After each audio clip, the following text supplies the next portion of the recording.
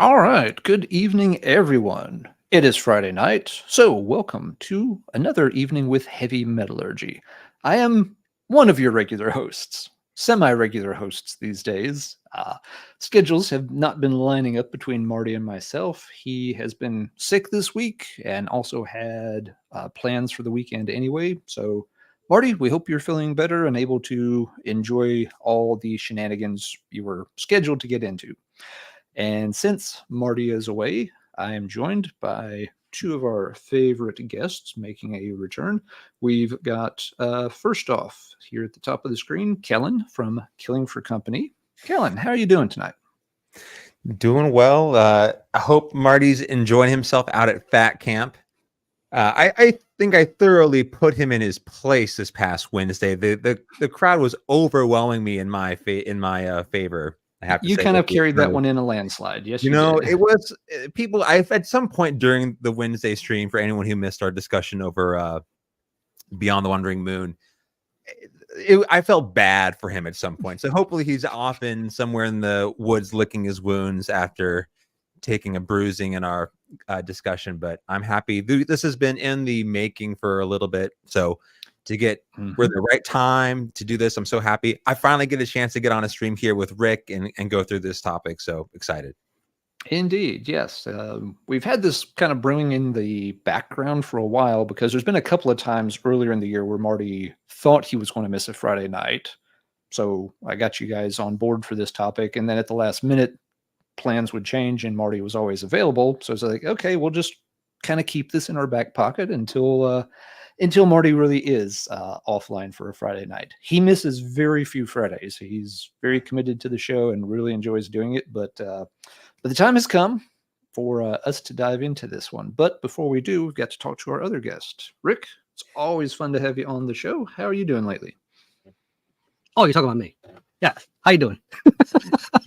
Yes, you, Rick, not Kellen, Rick. Doing pretty good. I'm not on regular like you guys. And, Kellen Wednesday night and you almost every Friday. Almost, yeah. We've been kind of alternating Fridays lately, but we'll get everything lined back up here in another week or so. I feel unusually uppity for something that's supposed to be more of a downity kind of episode, So like I was telling you guys backstage, it's like I was looking through my bins, like what's a good shirt for tonight, and we just ended up with the Heavy Metallurgy, with the most doomed out shirt you guys all have on offer, which is awesome.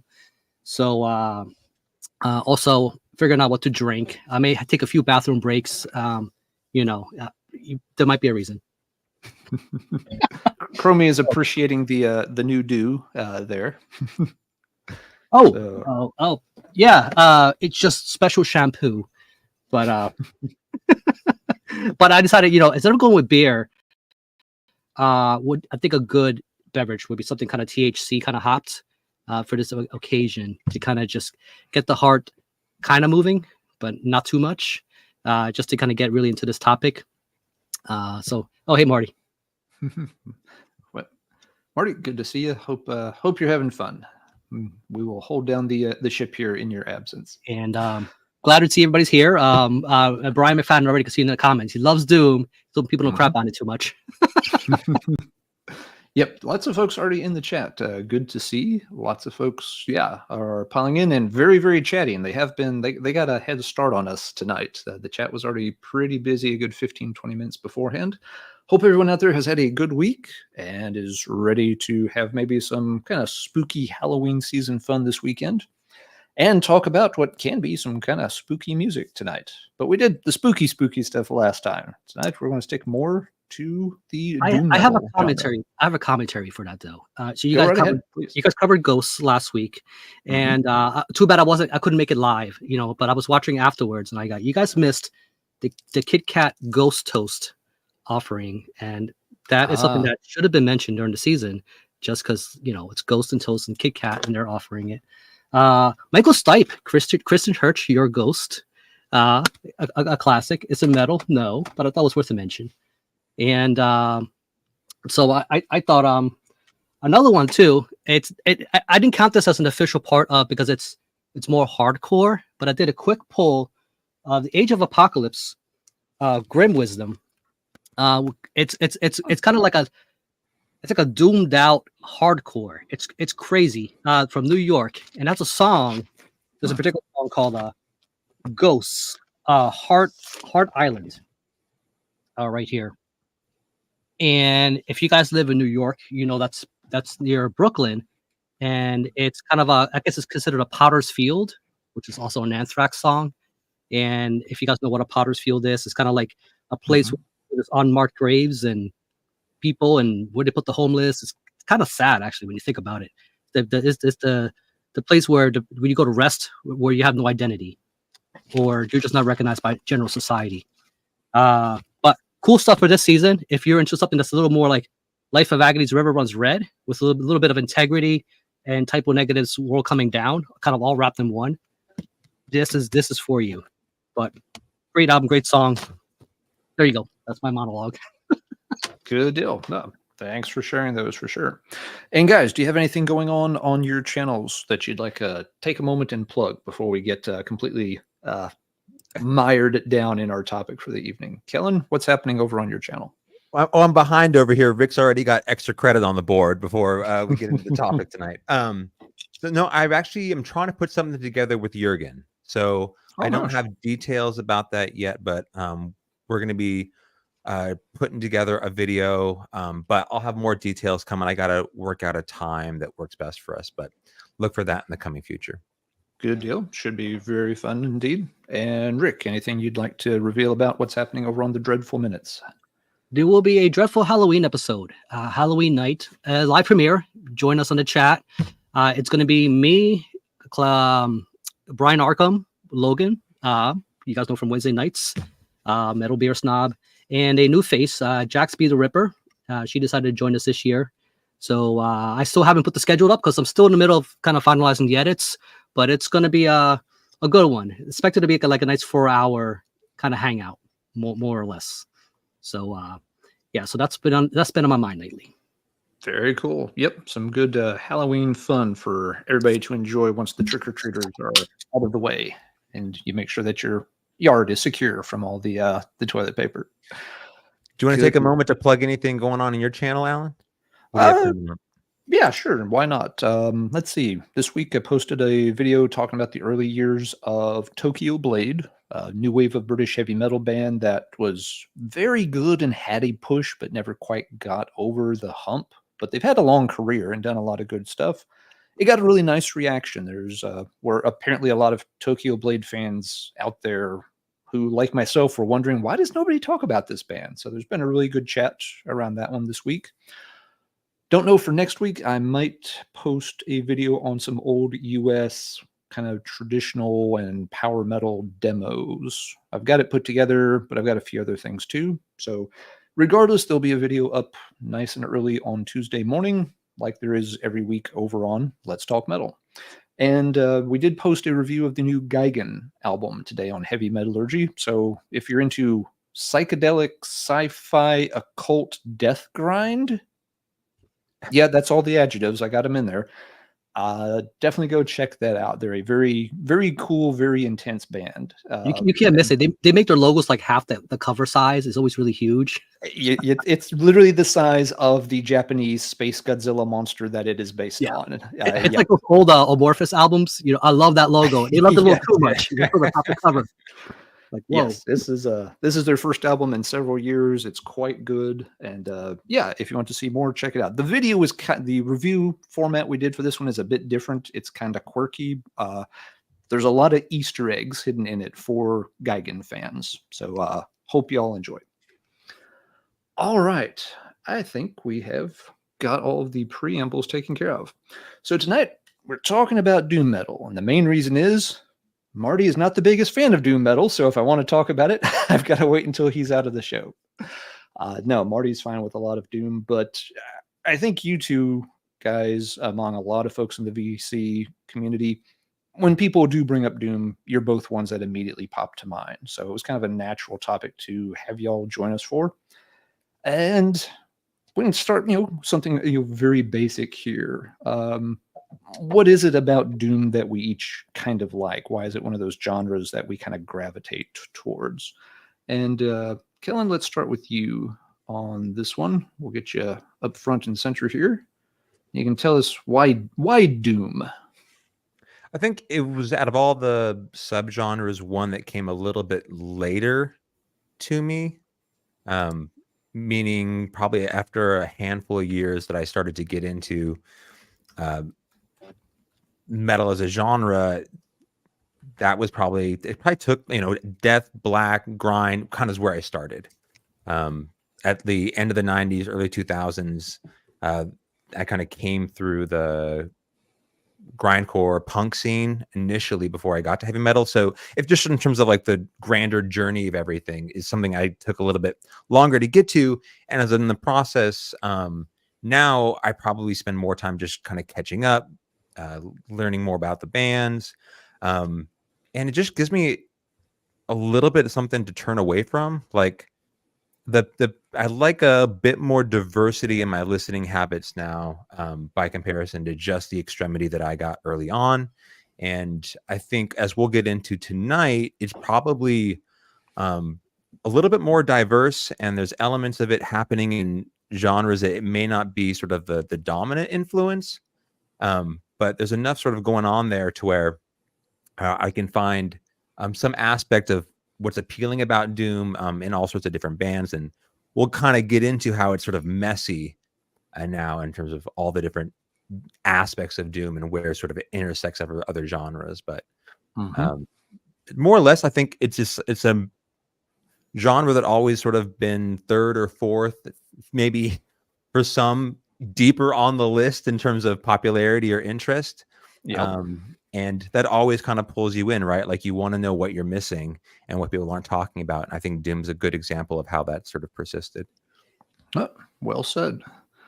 Right. Rick, what about you? You, have I've associated you with doom for years and years now. What kind of brings you to that genre over and over again? It's funny, ever since I popped in those early Sabbath albums, back in the day, I didn't associate it as I'm listening to doom or doom-like music. It's just, to me, it was just more heavier rock and roll, and it kind of just started having more of a definition, as I started hanging out with a different kind of crowd, and everybody was kind of assigning a more of a defined genre for this stuff. But my cousin Melanie's actually tuning in, and she's not deeply ingrained in this kind of thing like the way we are. So I think this is a really good episode to kind of tune people in who want to know more about what is this thing. So initially I told her, before tuning in, think of Sabbath, kind of just the slow, heavier kind of rock. Obviously there's more metal, and there's a bunch of things we'll get into probably tonight with a bunch of subgenres that have kind of just kind of creeped in over the years. But as we think of doom as a style, we think of something that's thick, heavy, usually slower tempo, or a lot of moments of it, because there are some bands who have kind of like a mixed bag of heavy metal with doom elements, so which allows a little bit of the upper tempos to go with it, with these kind of moments.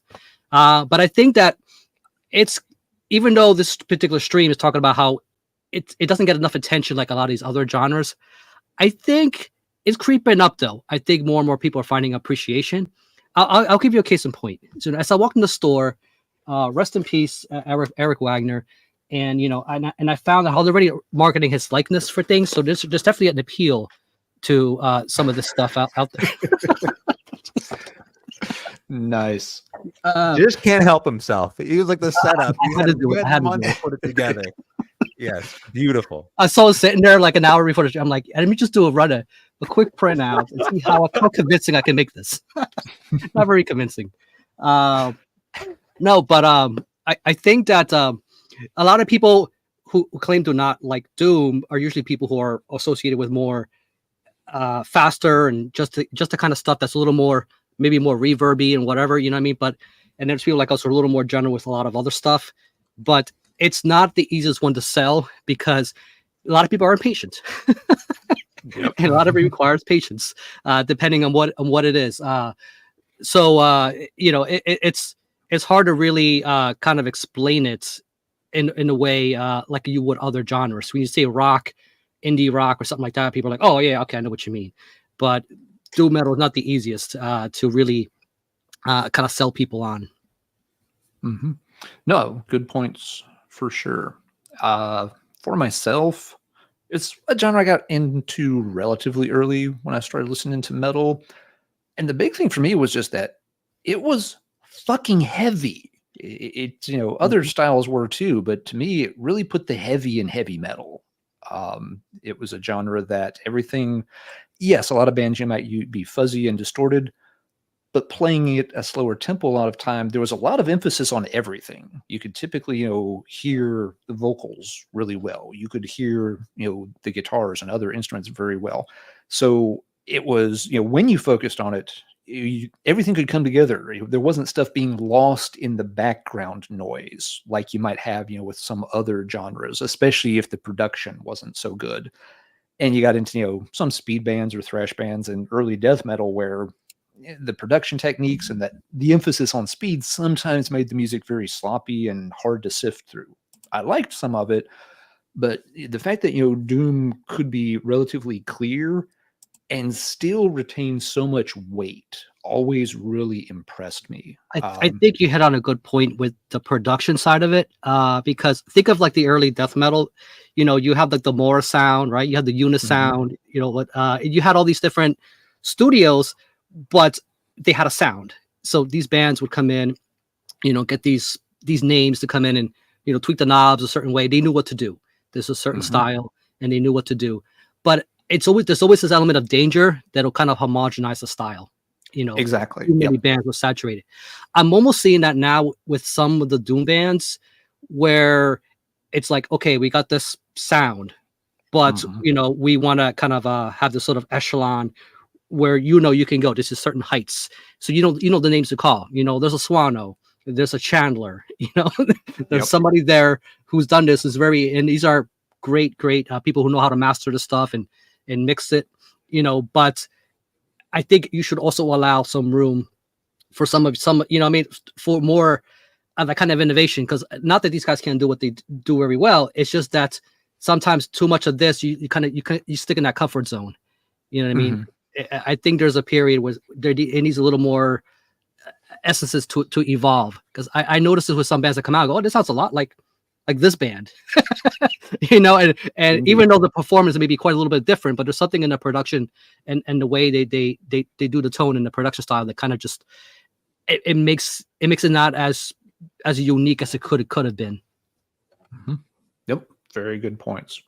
Yeah, and something that you both alluded to that's going to be kind of one of our big points tonight is that Doom is one of those genres that does not tend to get ranked as high for a lot of people. One reason that we kind of came up with this topic is I think we've all noticed, I know I certainly have, when you do videos about Doom bands or you have guests on to talk about Doom stuff, a lot of times those videos really don't get as much attention as when other topics or other genres are covered. And it's not just on Heavy Metallurgy, other channels, you kind of see the same thing. It's like a certain person might, consistently get 1,000 or 2,000 views on something.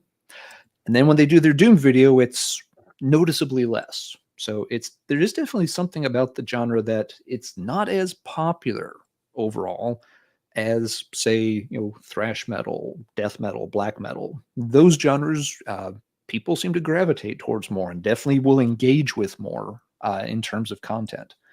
So that's one of the kind of first big central questions that I posed to Rick and Kellen for this topic is, what are some of the reasons we think that doom metal is, perennially in like fourth place, never can quite get onto the metal podium and claim, at least, bronze or silver or something. So I'm really interested to hear y'all's thoughts on this. So Kellen, let's rotate back to you. Why is doom perhaps less popular than other metal genres? So I kind of want to start with a point that both of you kind of brought up. So you mentioned, Alan, that just how heavy it felt. And then Rick was talking about when people initially were kind of getting into, if you're listening to Sabbath, or especially we're talking about like 70s, right? So if you're the early sort of formation of heavy metal and Deep Purple, like I'm just bands in that space, it's whatever you want to call it. I think at that point in time, yes, it was, heavy, especially comparatively, right? But what else was being played? But I think what's interesting is, Alan, you thought it felt heavy in the 1980s. And I would actually say, I wonder for heavy metal fans in general, the arrival of like the new wave of British heavy metal and more traditional forms of heavy metal that were established in the 1980s with speed metal, thrash, etc., sort of arriving on the extreme side of things. If Doom was still heavy in that during that time period, right? Like the reason I think about this is you take something, we're kind of be a little bit divergent here, but you listen, like I remember Mark Shelton was talking about the transition from Crystal Logic to Open the Gates, and he was in the arrival of a bit kind of a different sound. There's thrash starts to creep in, and he said like, oh, that's when we start to got a little bit heavier. And that time period is them moving away from sort of a 1970s metal sound into something that sounds very 1980s. So I just mean to say, I thought bands, when thrash really arrived, I think that reestablished sort of what was heavy for heavy metal fans. And if you were going to do doom or anything that sounded 1970s-esque or inspired by Sabbath, that was no longer the heaviest thing out there. So to when Rick was mentioning, like, if you're listening to Black Sabbath, it may have been heavy by the 1970s, but I think somewhere in the 80s, it's no longer the heaviest thing out there. The way we sort of I think, well, they also laid a template too, which is, listen to the foundations. Even something as mainstream as Iron Man, right? Like everybody knows that song, and the way it plods, it's how many bands have done that particular direction of moving about. Right. Nobody else was doing that at the time, quite like the way they were. So I just think the way we talk, when we talk about that term, right? I think we mean two different definitions, right? And I think that may be one of the reasons is some people will gravitate towards a more aggressive side of heavy metal. And the other part of it that I always hear people talk about is, I like it, but I need to be in the mood for it. That's like a constant theme with people who, when they want to bring up doom. And I think it may sort of like, to the same sort of issue, people were probably listening to Black Sabbath, and I don't think they associated it immediately with depression, right? Like, but somewhere, even in the 1980s, when doom sort of really starts to get rolling, I'm talking specifically about Pentagram, Vitus, Trouble. There's a different kind of emotional space with those records. And I think that was a little bit different than... You made a good point with the emotional space, because there were different parts of the world where bands would conjure up that style from their own different little islands without knowing about each other. And you can tell that scene was starting to develop, even though bands like Sabbath kind of got a head start, at least commercially, with that. I'm going to bring up a certain thing when when we get around what I mean by that. So I guess those are the two biggest things for me. Is one, it felt like if you were into something that was trying to be the heaviest thing out there, doom was sharing a space with a part of heavy metal history that no longer could claim that title. And then, so sonically, and then two, I think emotionally, it's sort of counterintuitive to what people, I think, want from the genre. It may be something a bit more sullen or depressing to listen to that doesn't sort of make itself comfortable for casual listening, right? You have to sort of prepare yourself to get into a dark headspace to listen to a doom record, where I think the three of us, I don't wind myself up like that, right? Like, I don't know if it's just perpetual sad boy stuff, but like I can reach into that emotional space without much of an issue. So I don't know if you feel the same way about it, but for some people who kind of like have to brace themselves to pick up a doom record, I never felt that way about it. It felt more familiar to me for whatever reason. I felt comfortable heading there. So but for some reason, I wonder if heavy metal fans, it isn't something that they want from the genre. and so they're less likely to sort of turn in that direction. Yeah, all very good points. Rick, let's let you jump in there. It's got to resonate with your emotions too. If you're not always hopped up on caffeine personality, I can see why it wouldn't be your thing, right? It's like, why would you would not be in the mood for it very, very often, you know? But if you're a natural sad boy or just a natural downer kind of personality, you're probably gonna be reaching for those records a little more in the rack, you know. While this stuff was going on, even Sabbath themselves, Tony and those guys were moved on. When you listen to like, you know, you know, and even with like something like Technical Ecstasy, you can tell they were kind of getting bored with that older style. They wanted to progress. You know, it kind of just tried new and different things. You know, even a lot of us kind of latch onto those first 3-4 records. You know, as kind of like that classic era, that classic sound. You know, but you know, there's a point where you set the template and you kind of move on, even though they were not thinking template at the time. Like, oh, we're setting a template. This is going to be a genre. They were, you know, we're just another heavy rock band. Like, you know, it's just. But you know, while that was going on over there, there was a band about maybe 100 miles away. I forgot what part of England, and it was called Wicked Lady. You guys are familiar with them? Oh yeah. And these guys were doing something kind of similar, you know, at the time when this was happening. These guys didn't get nearly as much acclaim. They didn't really release anything out there. This is kind of just a compilation of all their early recordings. I probably shouldn't flash this too much, huh? It's all good.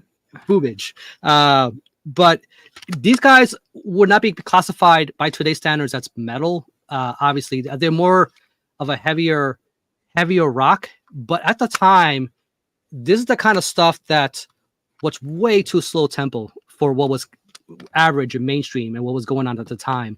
So Sabbath weren't the only boys in town. They were doing this kind of thing.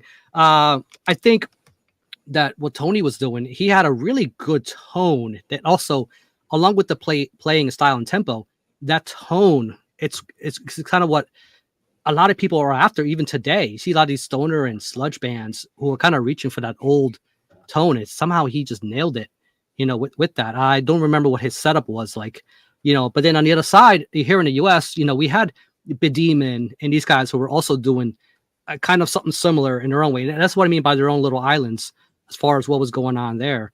So, you know, you can credit Bobby and those guys, right? From moving on to that. So it did, there was a population that did resonate emotionally to this particular style, and there was a demand, and they were feeling that need for that demand. It just was not a mainstream thing, because most people want to feel happy. They want something that's fast. They want something that's instantly catchy, you know. And again, for something that's supposed to be like a rock based thing, if you want something more highbrow, you went towards the prog stuff, you know, which is a whole other conversation. Indeed, very good points. And the chat, y'all are bringing up a ton of good points too. I'm getting as many of them up there on the screen as I can, but yeah, there's a lot of angles to this, and I think we're hitting on a bunch of it. Yeah, I would absolutely agree with what y'all have said. A couple of other things that crossed my mind on this topic is that, you know, we mentioned earlier that, you know, doom is extremely heavy, but, you know, to Kellen's point, I don't think a lot of people think of doom as extreme. And there was a tendency, you know, through the 80s and even through today that, you know, there's more of a focus on, you know, who's the most extreme, you know, which thrash band could play fastest. Well, then it became which death band could be, you know, the most, you know, gory and brutal. And then it became which black metal band, you know, could be the most necro and cult. And so while doom has a ton of heaviness to it, it didn't really go for that kind of extremity that became, you know, sort of the fad that everyone has chased through all these other genres. And two other things that come to mind. A lot of doom bands are noted for having vocalists that have very unique voices. Some of them very good singers, some of them just, you know, very, let's go with charismatic here. And, you know, because that is something that will come up with some doom bands when you mention them to people like, the music's okay, but I cannot get over such and such guy's voice. So that can be an issue. And like we talked about earlier, since everything is, you know, slower, a little bit easier to, you know, hear certain parts of, if there's something you don't like in, say, the way they're doing the riffs or the way they're doing the vocals, it's going to stand out to you a lot. Now, when you say good singing, like, would you consider Ozzy Osbourne a good singer? Which is, as far as when it comes to that commercial thing, he definitely has a style. He definitely has a sound, and it's its own thing. Because when you hear a lot of bands that kind of have this nasally thing going on, whatever they like, it has a very Ozzy-esque kind of thing going on. So he has, but would you call that being a good singer? He's no Keisuke, right? He's no, there's a tier, I guess you could say, when it comes to this kind of thing. Until guys like Messiah came around, you're like, oh, this is a whole nother height that. Exactly. Yeah. I've never thought of Ozzy as a good singer. I've always thought, he has a very unique voice and he's a very charismatic singer. Well, look at the guy that People love him for that, which is fine. But I've never considered Ozzy a good singer. When Dio came in the picture, they were like, this guy's like too good. Almost, yeah. Kellen, what you want to vote on Ozzy? I mean, it's just a classic voice. But to your point, there's other bands that we'll probably bring into tonight, which I think you were really targeting, right? There's some very strange, right, eccentric voices that venture into this world, and I think they are known for being just weird, and having no sense of vocal prowess in a way that I don't. Ozzy's so classic; he seems to have transcended that. Like it's like they have a lot of bands that are doing, they really want to be a Sabbath band. And that's like a thing that is a worship band sort of place. Totally makes sense. That's very different than just being this crazy, eccentric, absolutely, you're pitchy all over the place. It's just all 100% heart and no sort of scale. I think Ozzy's a weird one to sort of throw in there because we are so accustomed to hearing his voice within this music that it's like second nature to us, right? Like, okay, of course that makes sense. But even then, it's a certain era of Ozzy, right? Because listen to Paranoid, or and it moved to something like Blizzard of Oz, right? It's still him, but the tempo is completely different. It does not fit the doom elements, like if you compare to those older albums, obviously it's a different bands, different musicians and all that, and I get it. Like there's a whole different, and it was a different decade. He moved into the 80s. He kind of went for that radio, hard rock, metal style versus what was going on with Sabbath at the time. They kept that. Sabbath kept that style going with Dio. But you can clearly tell there's a big divide. Because Dio was coming more off the rainbow stuff, right into this, which I love. I love that transition. That's my favorite era. Yep. No, good points. Yeah, the last point I want to bring up on this is that I think one issue with doom is that a lot of these other genres, they had their moment in the sun where they were able to kind of be the center of everyone's focus for a while, so they developed a pretty big fan base. And doom, I don't think ever really had that. Like Kellen said, if anything, they maybe have had it too early with the Black Sabbath, Sir Lord Baltimore kind of era when people were barely calling it heavy metal. There were no subgenres because there weren't enough bands to split up. But by the time you get to the 80s, you pretty quickly have thrash metal's a thing. And people love it now still because, yes, that was the style that was very popular when they were a kid. So there's a lot of nostalgia for it. And then death metal kind of replaces thrash metal as the go-to.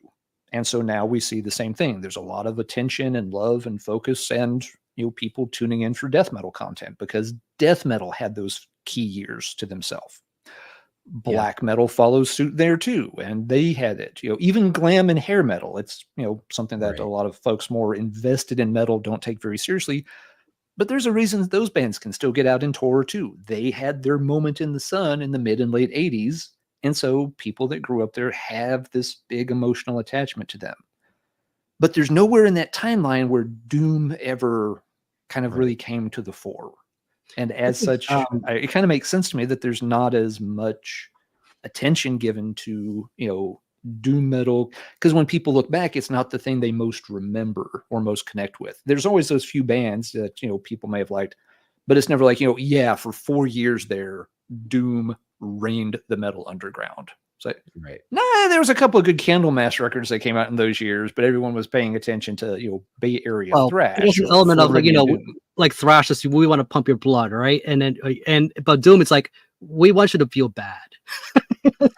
It's an element of that. They're just letting you know up front. Hey, like I don't want you. I mean, all of that ties in, very much to just the 1980s in general. Heavy metal in the 80s, and I think Kellen, you made this point earlier. They wanted to break away from that early 70s quote unquote dinosaur rock sound. They were very intentionally trying to develop their own sound and scene. And so it was unfashionable to try to sound like Sabbath there. And as such, you didn't see a ton of doom bands. There was no doom movement because that wasn't what was popular. Metal was going into a faster, more extreme direction. What's funny about doom is it's also another example of how people try to go more extreme.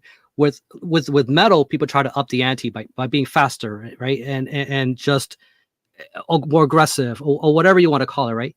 The doom direction of it, especially you notice this in the 90s when like they're gothic and these kind of guys came into picture. The way they upped the ante was downing the ante. We're gonna we're gonna go even slower. How do you like that? Like it really was in a way, just almost antagonistic. It's like we're going to do the least popular thing we can think of, and if you don't like it, fuck you. And there's an acceptance that you're not going to be Metallica. Like how many doom metal billionaires do you see out there? Are there metal millionaires? Well, Metallica, right? They're it. Like that's the height you reach with metal, as far as right. cash money. But with doom, it's like you're who would you say is the richest doom band, right? Like it's other than, I mean, if you want to count Sabbath in that category, but. That's what kind of leads into another question we want. Nothing's about money, but but I'm saying if you're going to go that direction, it's just you're not. Yeah, it's a good question, Rick, and we've kind of batted this around in emails over the past a while, but there's, when you think of some of these other genres, there are very certain go to like big four type of lists. And I feel like we've had a trouble coming up with a big four of doom. Have you all thought any more on this, or what bands should or shouldn't be on that list? Kellen? No, and I think to your point, like there's no unifying time period, like and there's also no unifying geography. Good point. Yeah, like it's all over the place, and to try and sort of group them in feels like I'm trying to shoehorn in a concept to a genre that doesn't make sense to. So like you're right with thrash. I mean, we can define a big four for two different countries. Right. So, I mean, one, would we all agree that Sabbath is not a part of that conversation? If you were good there, it doesn't make sense. Like when I put together this list, I'm thinking Candlemass, Cathedral, Vitus, Trouble. Like if I, off the top of my head, those are four I grab. But I'm excluding probably the most important contributing band to the existence of the genre in doing so. So I think Ash, Ash's comment is kind of in line with your thinking here. I agree. Feel like Sabbath does doom, but nobody necessarily calls them or puts them under the doom metal shelf in their subdivided binder. Right. And it just, and then I feel, at some point, like if you force me to do it, those would be the ones I grab. But they're all just so different and kind of speak to different fan bases. And there's no real unifying thing going on there. So I feel somewhat uncomfortable about just arbitrarily doing that. You hit a good point about being distinct, because even when take like the big four, right? Where we got Anthrax, Metallica, right? Slayer, right? Megadeth. But they're all very different, even though a lot of people like to lump them kind of in a similar, depending how deeply ingrained you want to get in this. With doom, if you were to name like a big four of doom, right? In a way, just to even be considered for that category, you'd have to be distinct enough from each other's category. You know what I mean? To kind of be, if you're too samey, would just be one big lump of whatever, I think with this thing, to get people kind of more along with it. And I don't know how you guys do recommendations, but it's kind of like, you know, when you gave your kids, you know, some food that they're not really into, but you want to get those vitamins in there. So you have to put the cheese in the broccoli. You're like, you gotta make it tasty somehow. So you give them a little bit of what's familiar. And there are some bands who are not what you call doom bands, but they may have doom elements in there. Mm-hmm. It could be a bit of a gateway. It's like, hey, you did like that song, and that was kind of doomy, and you kind of just inch your way in. So if I can use that analogy, I don't know if you've ever done it to somebody, just kind of sneaking vitamins in there. If you've been a caretaker, you know. Indeed. But yeah, you're both right. It's very hard to come up with some kind of cohesive, you know, idea of a big four. I've batted the idea around too, and the four I came up with was, you know, I was like, maybe I have to put Sabbath on it out of guilt, but as we've discussed, it doesn't feel quite right. The one band I think almost everybody would agree on, if people were trying to do this and you just crowdsourced it, it's just like, here, you get 10,000 metalheads to vote on it and put together a list. I think the one band that quickly rises to the top of most lists is Candlemass. Yes. But after that, I think the vote really starts getting kind of split in a lot of directions. Like, you know, all the bands Kellen named are very good candidates. But you also have, you know, a lot of other bands that could be on that list. My Dying Bride, Reverend Bizarre. A lot of people would want to see like Trouble, Obsessed, Pentagram, you know, some combination of those on there. And yeah, I was telling you all in emails a few days ago, I feel like after Candlemass, you know, there's a lot of good candidates, but every single one of them has some blemishes on their resume. Reasons that you could put them on, but also that they've all got reasons you might not. As just one example, The Obsessed. That band comes up a lot. A ton of people consider them iconic and really important for the development of the Maryland doom scene in particular. The Obsessed didn't release an album in their like most important period. They hardly released any vinyl. So they played live a lot, but there was no real expansion, you know, out of their region because they had no product. To this day, the Obsessed have what, 1, 2, 3, 4 or 5 studio albums, and the band's been around for 40 years. They have a very short catalog, and nothing really came out until you got into the 90s. The same problem is true with a lot of the other bands like Solitude Eternus. There's 6 albums. It's a short discography. Saint Vitus has huge time gaps between albums in their discography. They were pretty consistent early, but then you'll go years and years and years and never hear from them. I think Solitude needed to happen too. They were like the US's answer to Candlemass, right? When it came to that, because you had the Saint Vitus, you know, and you had Pentagram and those guys, but they were on like opposite side of the coasts. And then you had these guys from Texas kind of come in, be like, wait a minute. Something has to happen in the middle here, you know, and, but something in that sort of, that kind of range, you know, and, I think that, you know, again, Rob Lowe himself, has a set of pipes. And here, you didn't hear too much about what was going on. You had bands like Revelation and whatnot who were kind of there, but not really, again, in the eye of the mainstream, you know, for this particular style. You know, what was going on. Yeah, that's a good point. Yeah, there were, doom scenes here and there. Maryland, that whole Northern Virginia area being a good example where there were a lot of bands active, but none of them made a whole lot of noise there. And unless you were really dedicated to doom and dig into that stuff, you'll never hear of those bands. They never had a big presence anywhere. But yeah, so Aaron made a good point. Middle theologian. He likes the music was boring, but the presentation was great. And I think that's the other thing too. It's the spectacle that people may enjoy about it. I think if you're going to go see a live show, you know, I think that's what Candlemass did really well. You know, again, it had a great front man, and it's what you would imagine what a doom band would be like. What they were going for. You want the fire and brimstone. You want that really over the top. You know, it's just epicness. You know, if for that particular style.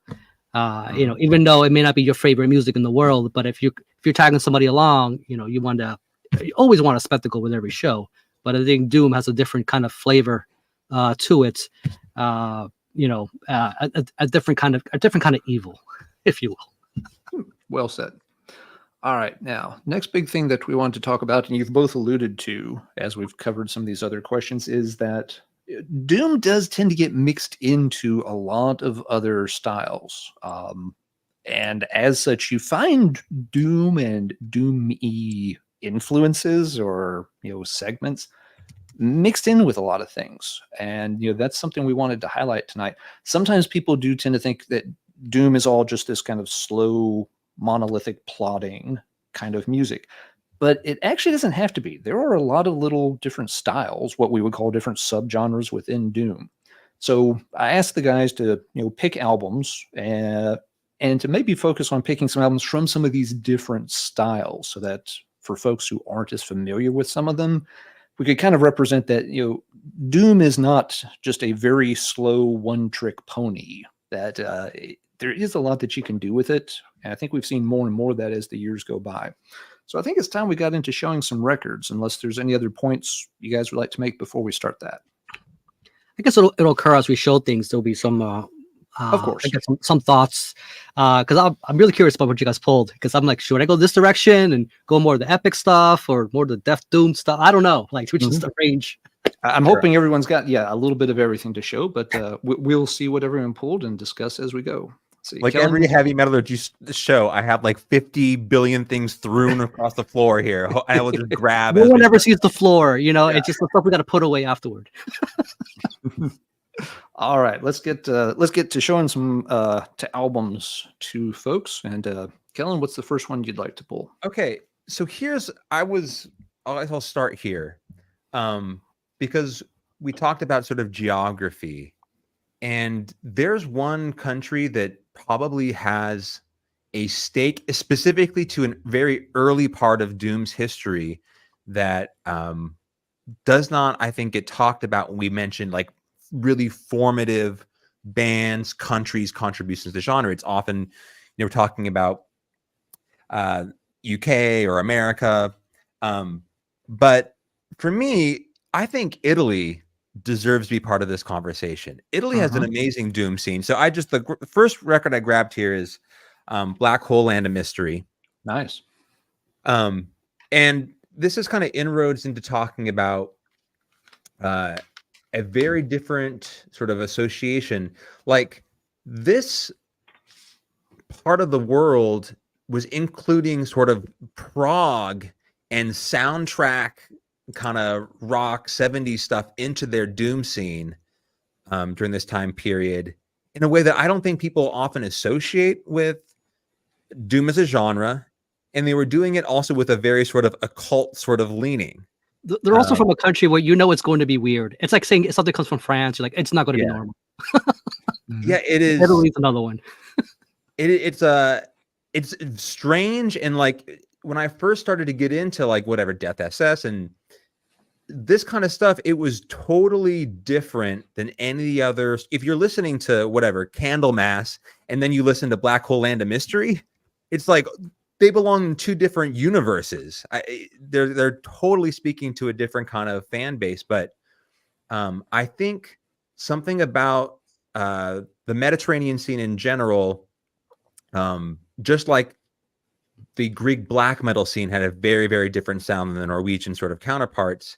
Yeah, good. For some reason, the Italian Doom scene was completely unapologetic about their own voicing in terms of how they wanted to approach the genre. And they took in this weird sort of 70s proggy noise stuff with a lot of sort of occult ritualism, and made it their own. Death SS kind of has like this element of like theater and humor to it as well. So it's just a world unto itself, and it's evolved over the years. I mean, I think it became more and more extreme in a way that we probably are comfortable now understanding. But this early Italian stuff deserves to be mentioned, and I think is underappreciated or underreported when we talk about Doom and a country that heavily now. I mean, some of the later picks that we get into here, a lot of the groundwork with darker sort of occultism, I think, was really laid down in Italy first before it started to drift in different parts of the genre and parts of the world. So a really important country in terms of the contribution to doom metal. I like the quirkiness of it. Bands like Dark Quarter is another one. It's just very strange, and if you use to a certain kind of style, it may be a little jarring in the beginning, like, whoa. Yes, I agree. I will follow up with an Italian one here in a minute, but it is Rick's turn first. So, Rick, what would you like to start with? All right. You know what? So let me go into the 90s, and when I started getting to the more slower stuff, and I remember getting these relapse catalogs and stuff, and kind of go through it. Go, ooh, what's this? Skepticism. I know that word. It's got more than 2-3 syllables. It's like you expand your vocabulary also with this kind of stuff. So when Rise Above, is one of those labels that kind of just put out a lot of this kind of material. We all know Lee Dorian and all that. And then over here, what was going on is, and what kind of kicked it off were labels like Southern Lord, and I remember seeing the Thor's Hammer in the catalog at the time. And also, what appealed to me was it was a female front person, and I'm like, so you're getting into the whole death growls and the real just hoarse vocals and things, and then I see the advertisement for this. And I'm like, and I was really, really curious. And I liked the name. I thought the name kicked ass.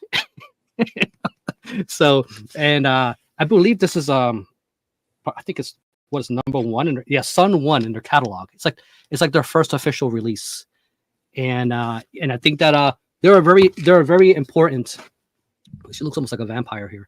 They're very important just label, Southern Lord, for kind of kicking off this kind of thing into the mainstream, as far as people who were looking for something a little different and slower. With metal, they did really good with sludge too. But I think this was a very important release for the underground. Is it mainstream? Did it kick off? Was it something that's relatively known? I wouldn't think so, but there were the Ricks out there who were just scurrying along and were very, very curious about this kind of thing, and just built an appetite for it. I think between this and Skepticism, I discovered them around the same year. And I'm like, oh yeah, I could see myself wanting more of this. Mm-hmm. Yep. The covers were all different too. I think the CD one, again, I don't know which version. It's kind of like, cereal box. You're trying to get a prize. You don't know which one's going to be. It's like, there's just okay. I didn't know that, but that explains it, because I've always been a little confused about that album in terms of, so I'm probably seeing different versions and assuming they're different albums or something. So that's good to know. Good deal. All right, let's see. My first one, I picked an example from the Italian scene also. There's a lot of good 80s Italian doom bands if folks like that style. It is not the easiest style to get into. But there are some bands that still operate in that vein. And one of them that Rick introduced me to several years ago that I've picked up a few other albums is Abysmal Grief. This band leans into the sort of horror motif by using like a lot of these sort of haunted house keyboard kind of sounds, a little bit of like, the funeral pipe organ type effects and such.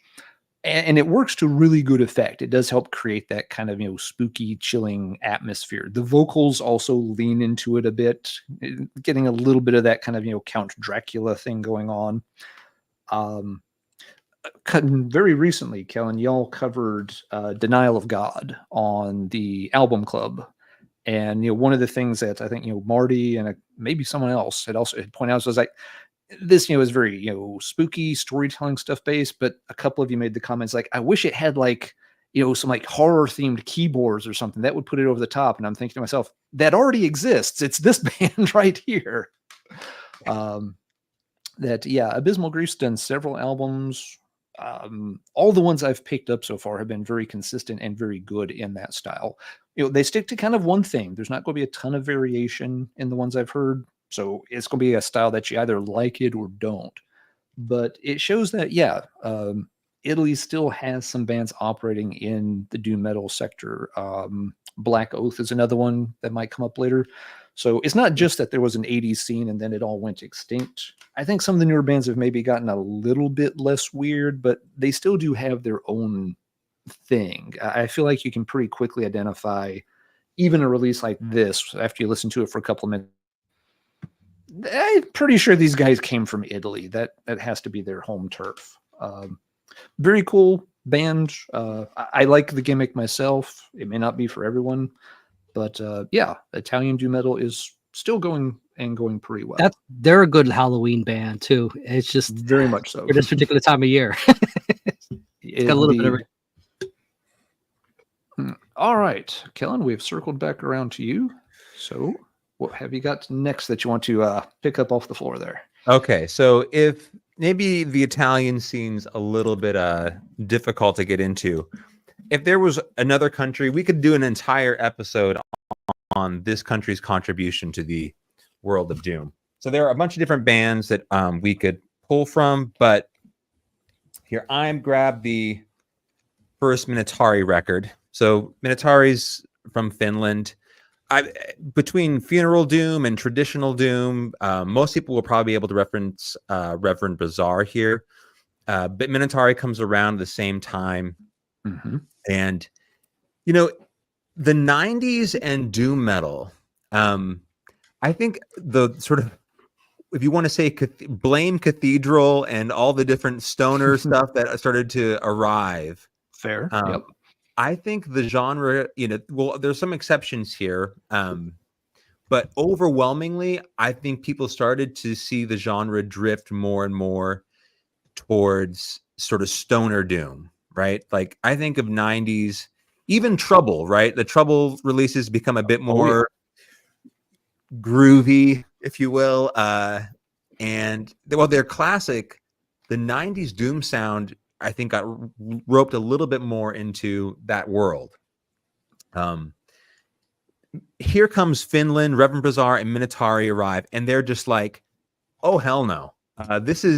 We're not about you hippies hanging out at your little Ren Fair festival. Like this is some occult metal."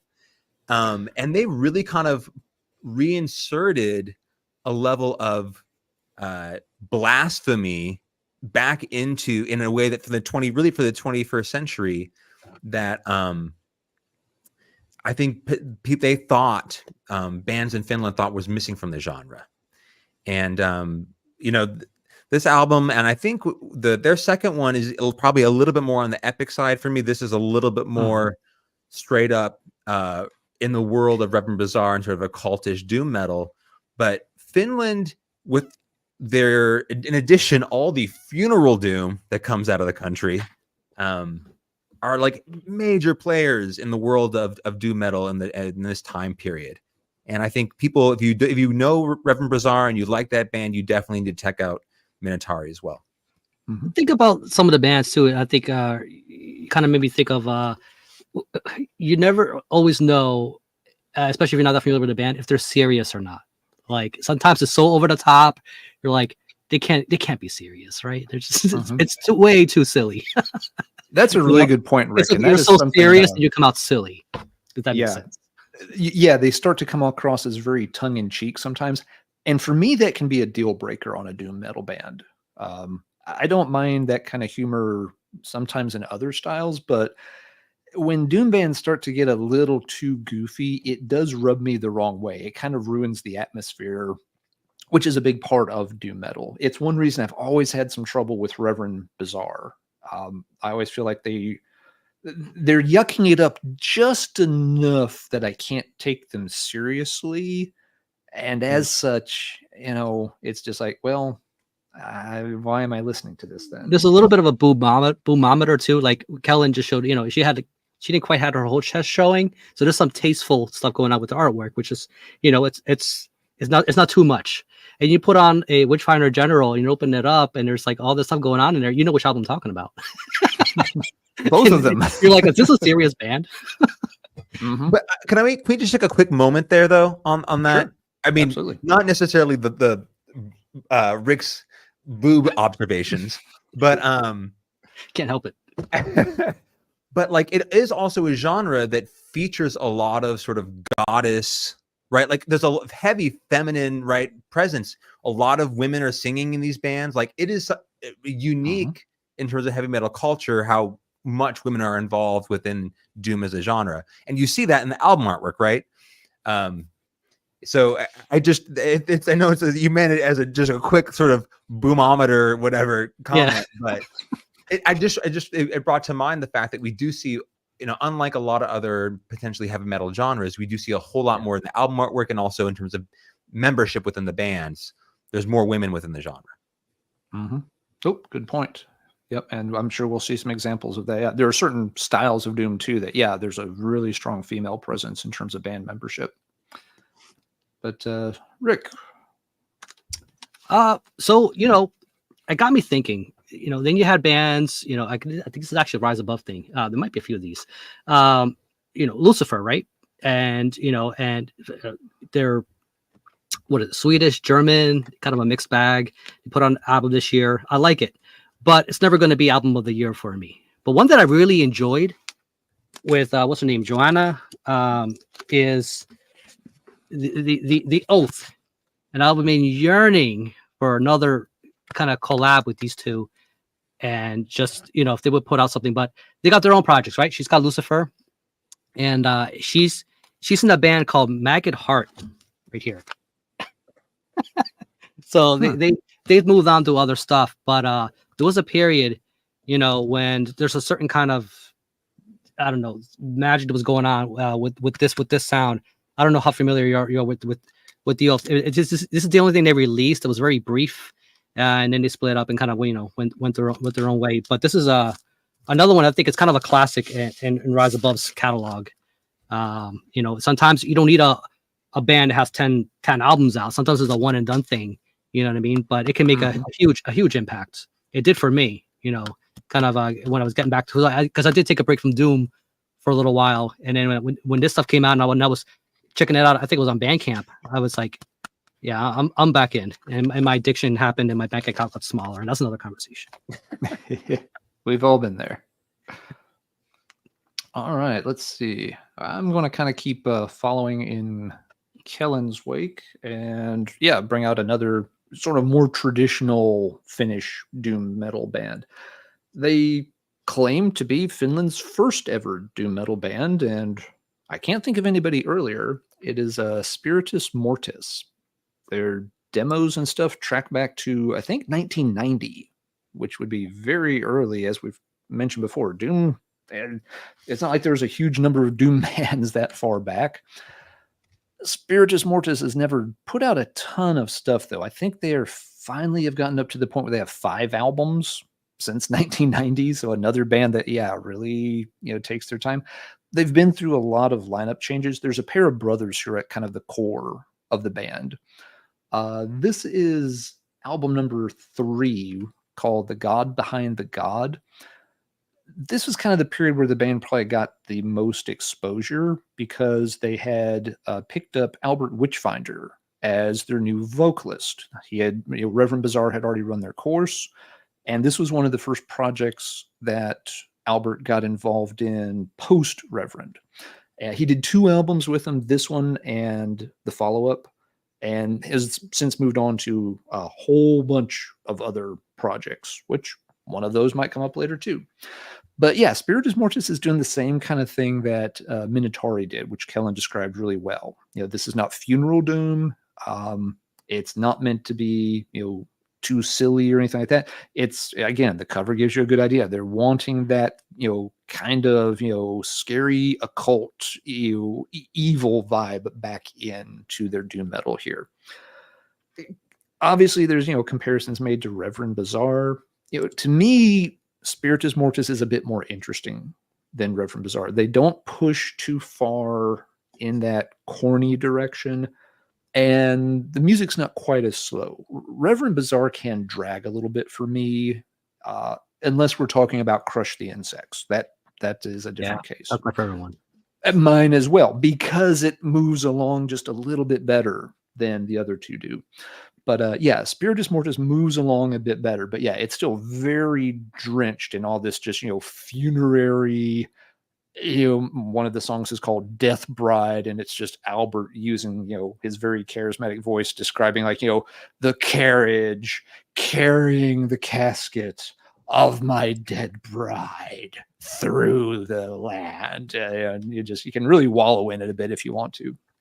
But always liked this album. The follow-up is quite good too.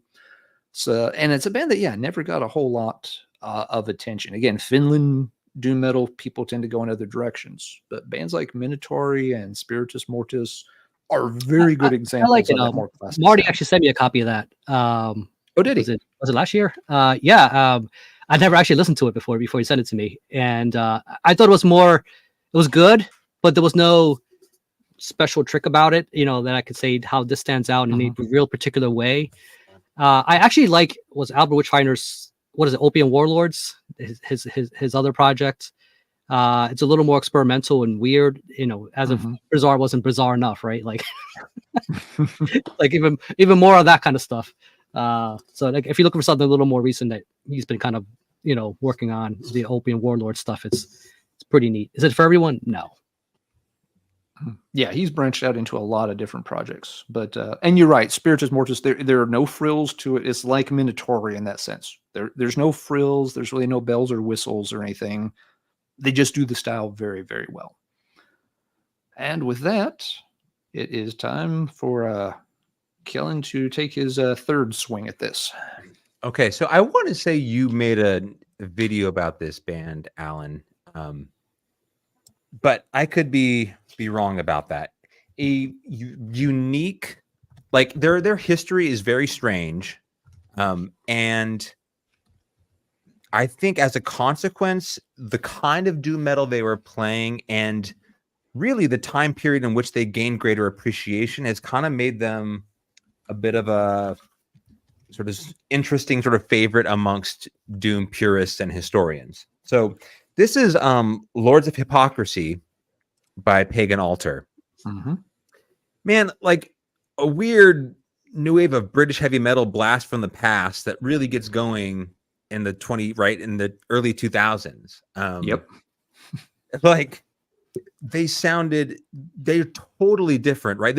I just pulled out Reverend Bazaar. If you're listening to Minotauri, if you listen to Reverend Bazaar or Minotauri, and then you grab Pagan Altar, this is like 2 decades late to the party, right? It is very, very new wave of British heavy metal,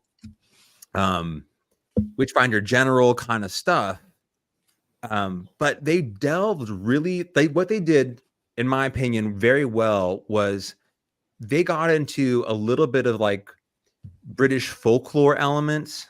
They became very articulate about that.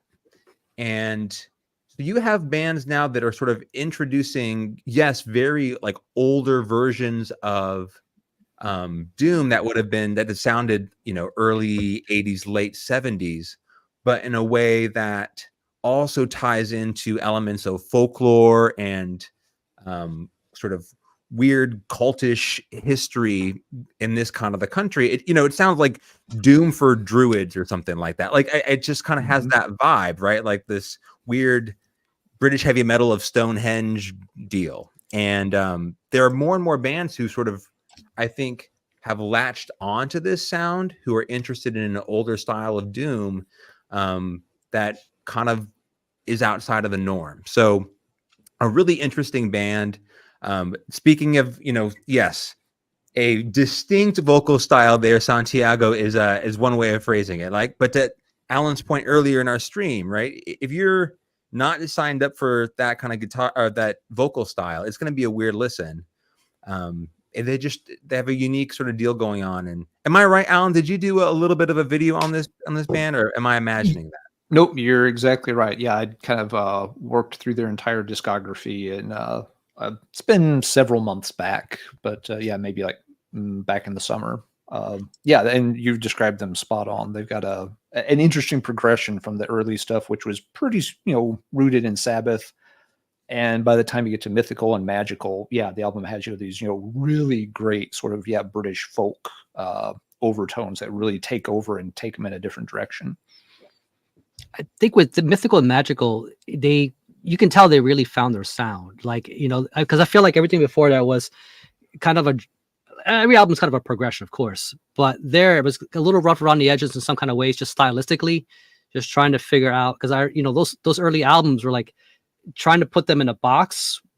It wasn't just a doom band. They had other elements of, between heavy metal and everything else going on. And like you said, the distinct vocals just kind of added to that. what's it supposed to sound like, when it's doom metal. Some people come out with their own kind of flavors of it. It just kind of changes the definition of it, even though for us it may take a little bit of adjusting, to that. Mm-hmm. All right, Rick, what would you like to show next? Actually, it's kind of related to that poll. A band no longer around, and they kind of split into their other stuff, but they had 3 albums in the 2010s, and Magic Circle. The Part of Souls was the last one, and Brendan isn't paying an altar now. He's their I guess live vocalist, right? Because they haven't released anything that I know of with him on it. Yeah, they've been making noise about getting something new out in the near future, but nothing has come out to date. And what speaks more doom than this? I mean, it's a literal graveyard. Yeah. Tombstones are on it. It's just nothing quirky about it. It's just like, here it is, boys. Like, there's our final destination. Man, the dynamics on this is so good. And obviously, he's done Sumerlands and a couple other things, but it's just that you can tell between. And this is why I like the 3 albums. It's just they all work so well cohesively between each other, and just to get this momentum. It's catchy. If you don't like doom, I would point you to this, because it's a little more faster tempo too. It's not the slow plodding stuff at all. It's got some of that, and they nailed that classic sound. It's the kind of stuff you were familiar with back in the 80s.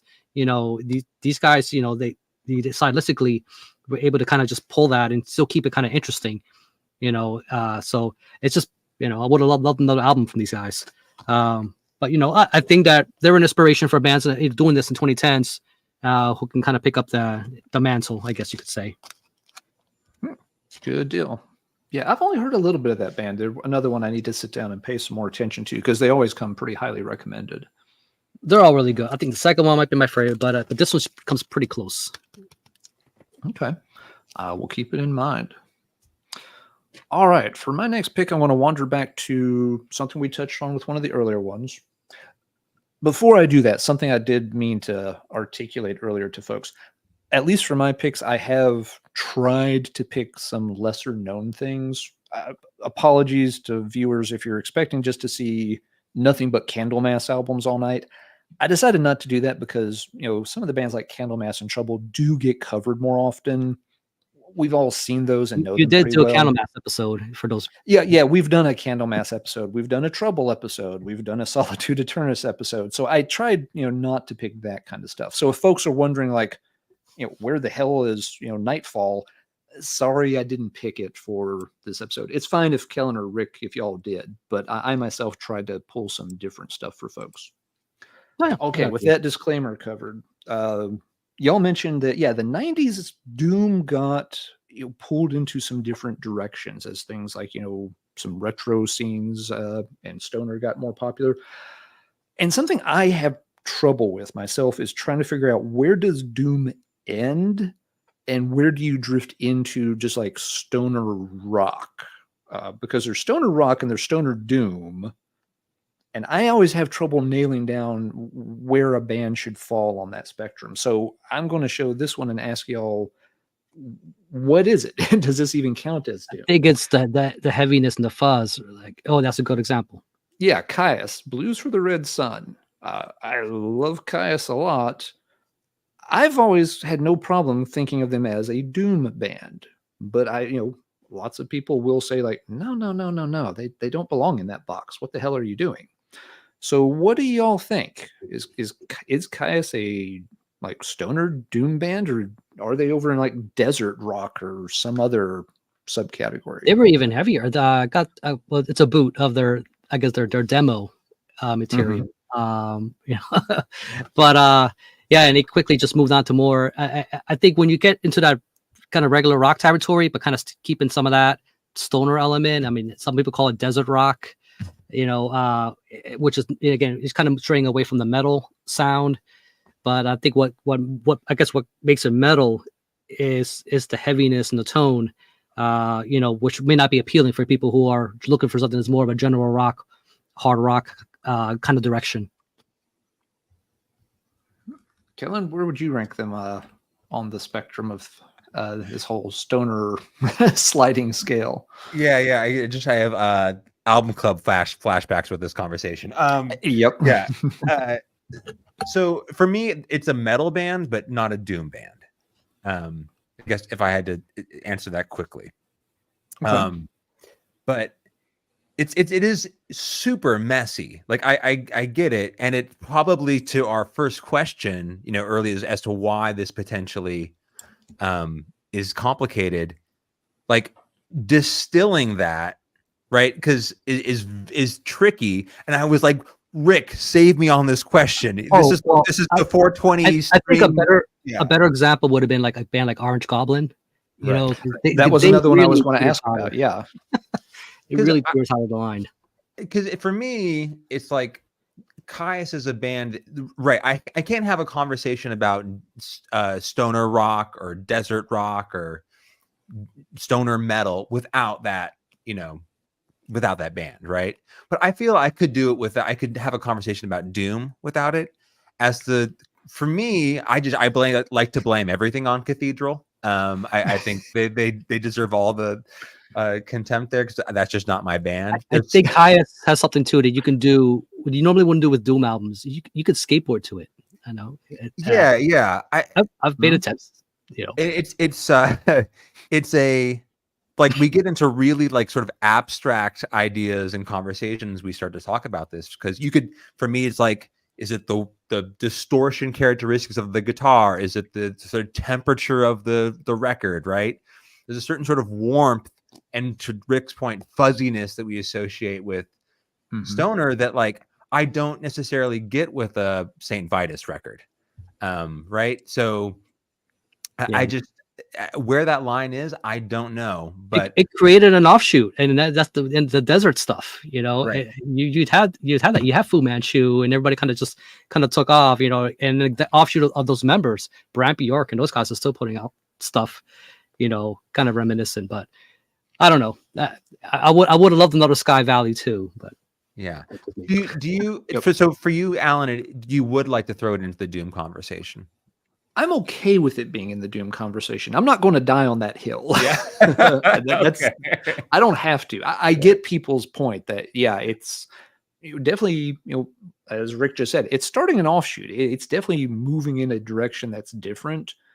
And it may have moved far enough that it shouldn't be in the doom metal box. Well, because if you want to, ride your Harley to it, like Orange Goblin, or something, or skateboard to it, at some point you're raising your heartbeat. You're not exactly, you're not getting the Candlemass effects, if that makes sense. No, that is true. But yeah, I mean, it's just Caius is a good example, and Orange Goblin too, of ones that I will tend to, if someone says doom, like, sure, it's heavy enough. It's got some of those characteristics, but understand it doesn't fit quite right.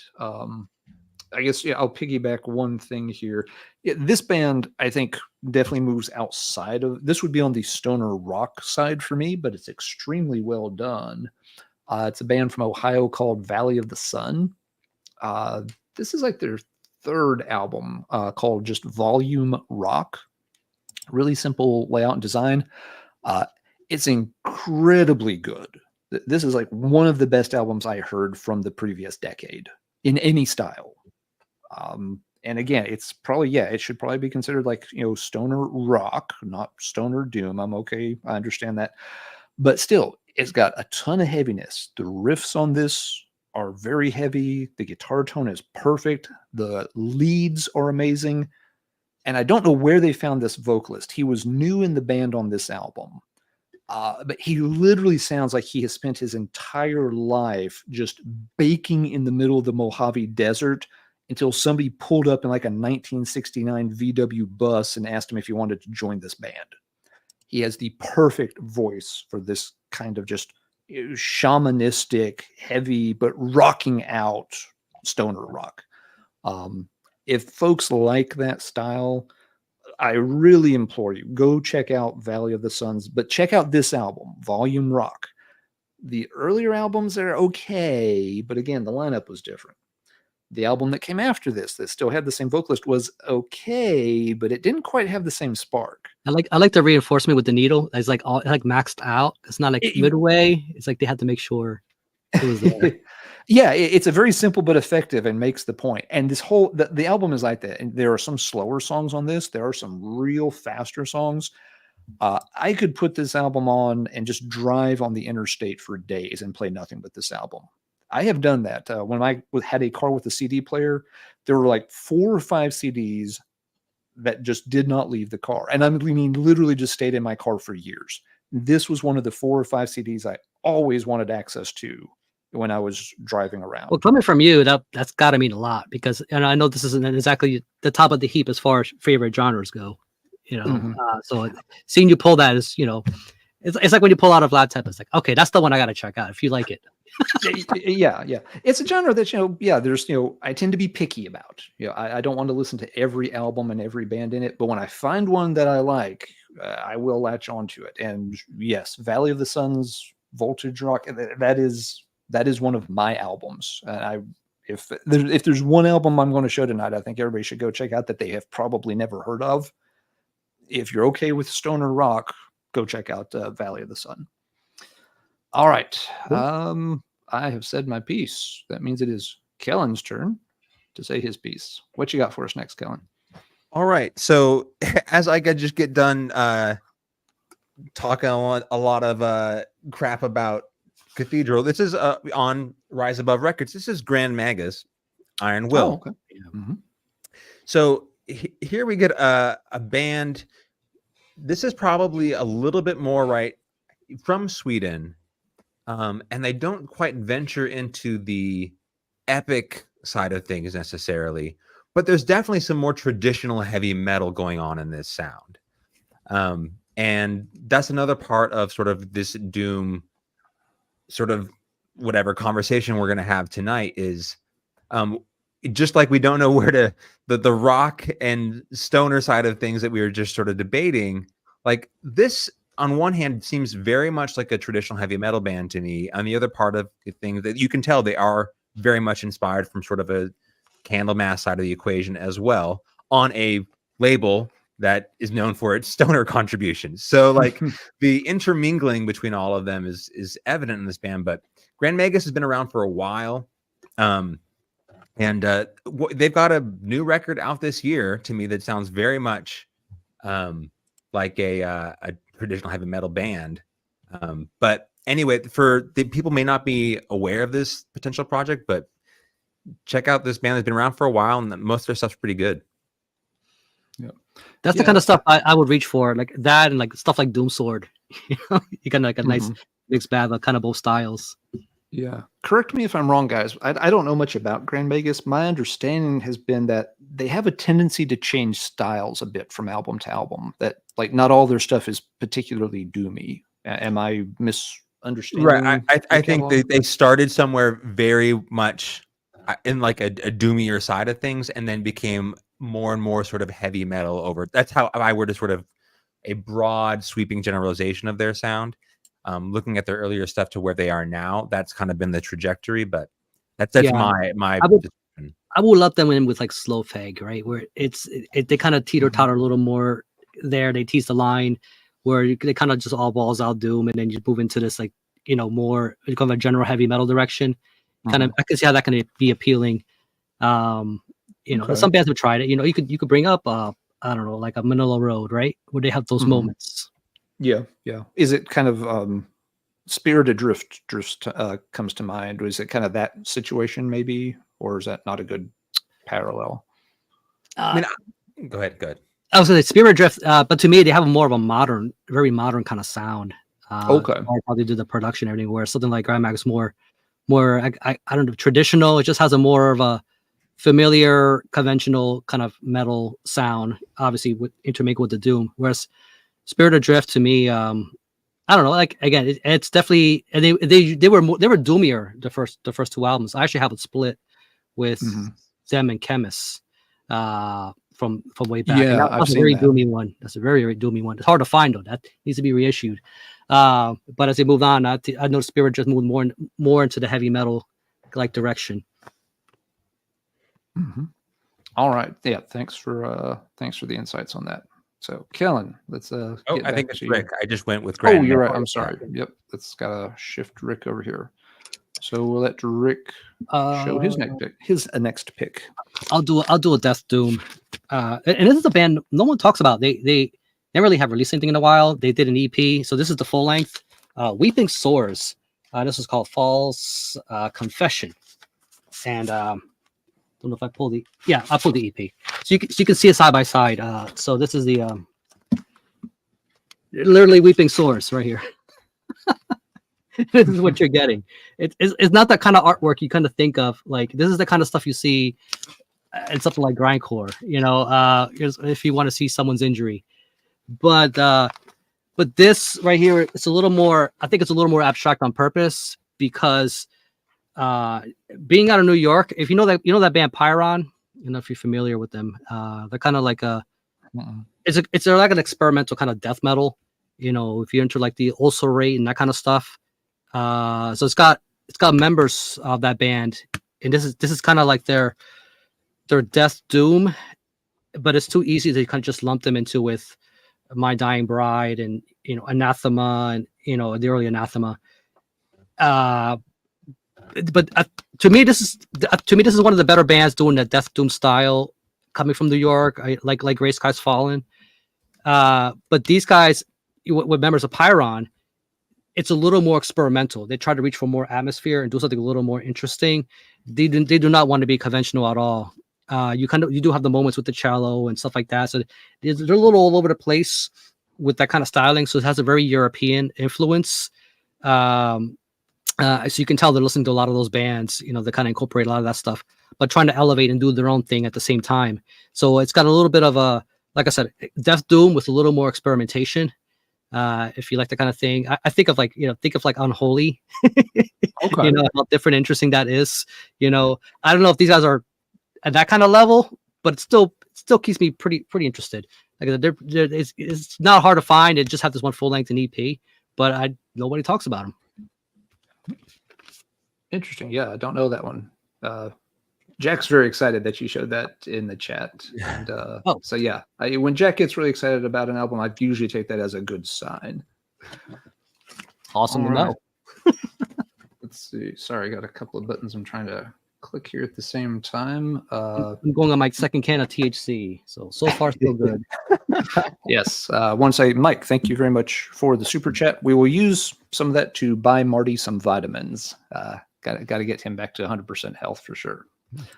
All right. Folks in the chat have been mentioning, kind of spinning off of Kellen's last show, that there's another little direction that doom metal goes in, with bands that kind of straddle the traditional heavy metal, but it's also doom, but it's got a lot of traditional metal mixed into it. Some of these bands kind of stray into that epic doom subcategory, which is a thing that's become pretty popular in recent years. Bands like Smolder have done a lot of that. Eternal Champion is kind of on that line a little bit.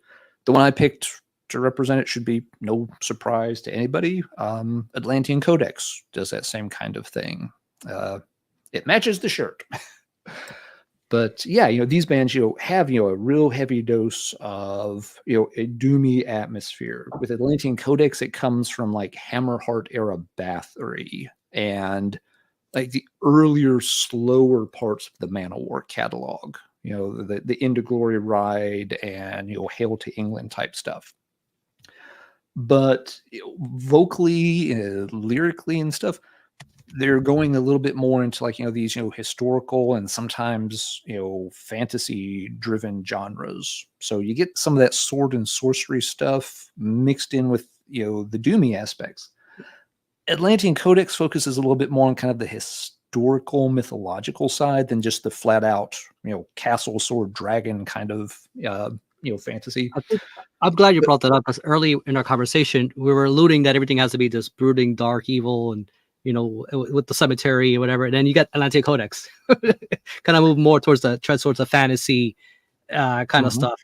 We have visuals of this back in the day when Rainbow Rising came out and stuff like that. And you just like look at the awesomeness of that, you kind of pick up those influences. Yeah, exactly. And yeah, a lot of Codex's music and lyrical themes are still pretty heavy. A lot of them can still have kind of an overall downer vibe to them, but it doesn't necessarily come across that way. It's more like crushingly heavy music. Some of it's slow, some of it's more up tempo. But yeah, it explores that. This band, and Kellen may want to push this over towards the more traditional or even power metal side of things. I know the vocals in particular are a weird case talking about study. Someone that just released a Power Metal Part 2 episode.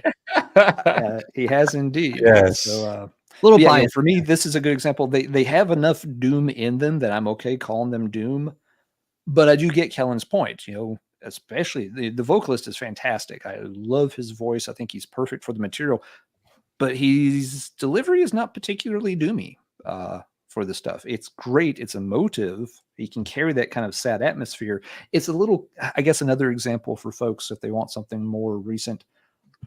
They fall in that space maybe like where While Heaven Wept was operating around the times of Vast Oceans Lachrymos, where they're one part Fate's Warning and one part something that's a lot more maybe sad, somber. It has more of that kind of dreary atmosphere, which actually Fate's Warning had a lot of. So maybe they're just like Fate's Warning.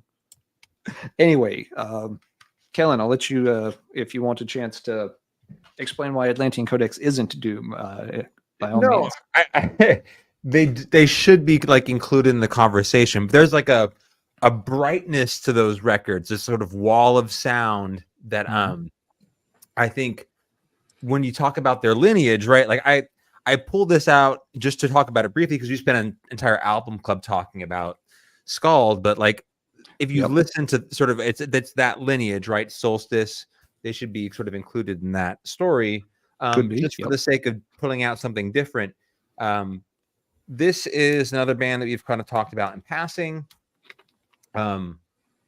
Which is, Let Battle Commence from Doomsword, which is nothing but Viking worship. Like that is all this record is. Between that and the Scald, if you want the epic, like if someone doesn't know epic, it goes, show me an epic. Give me like I'm a historian. Show me. You point them to that.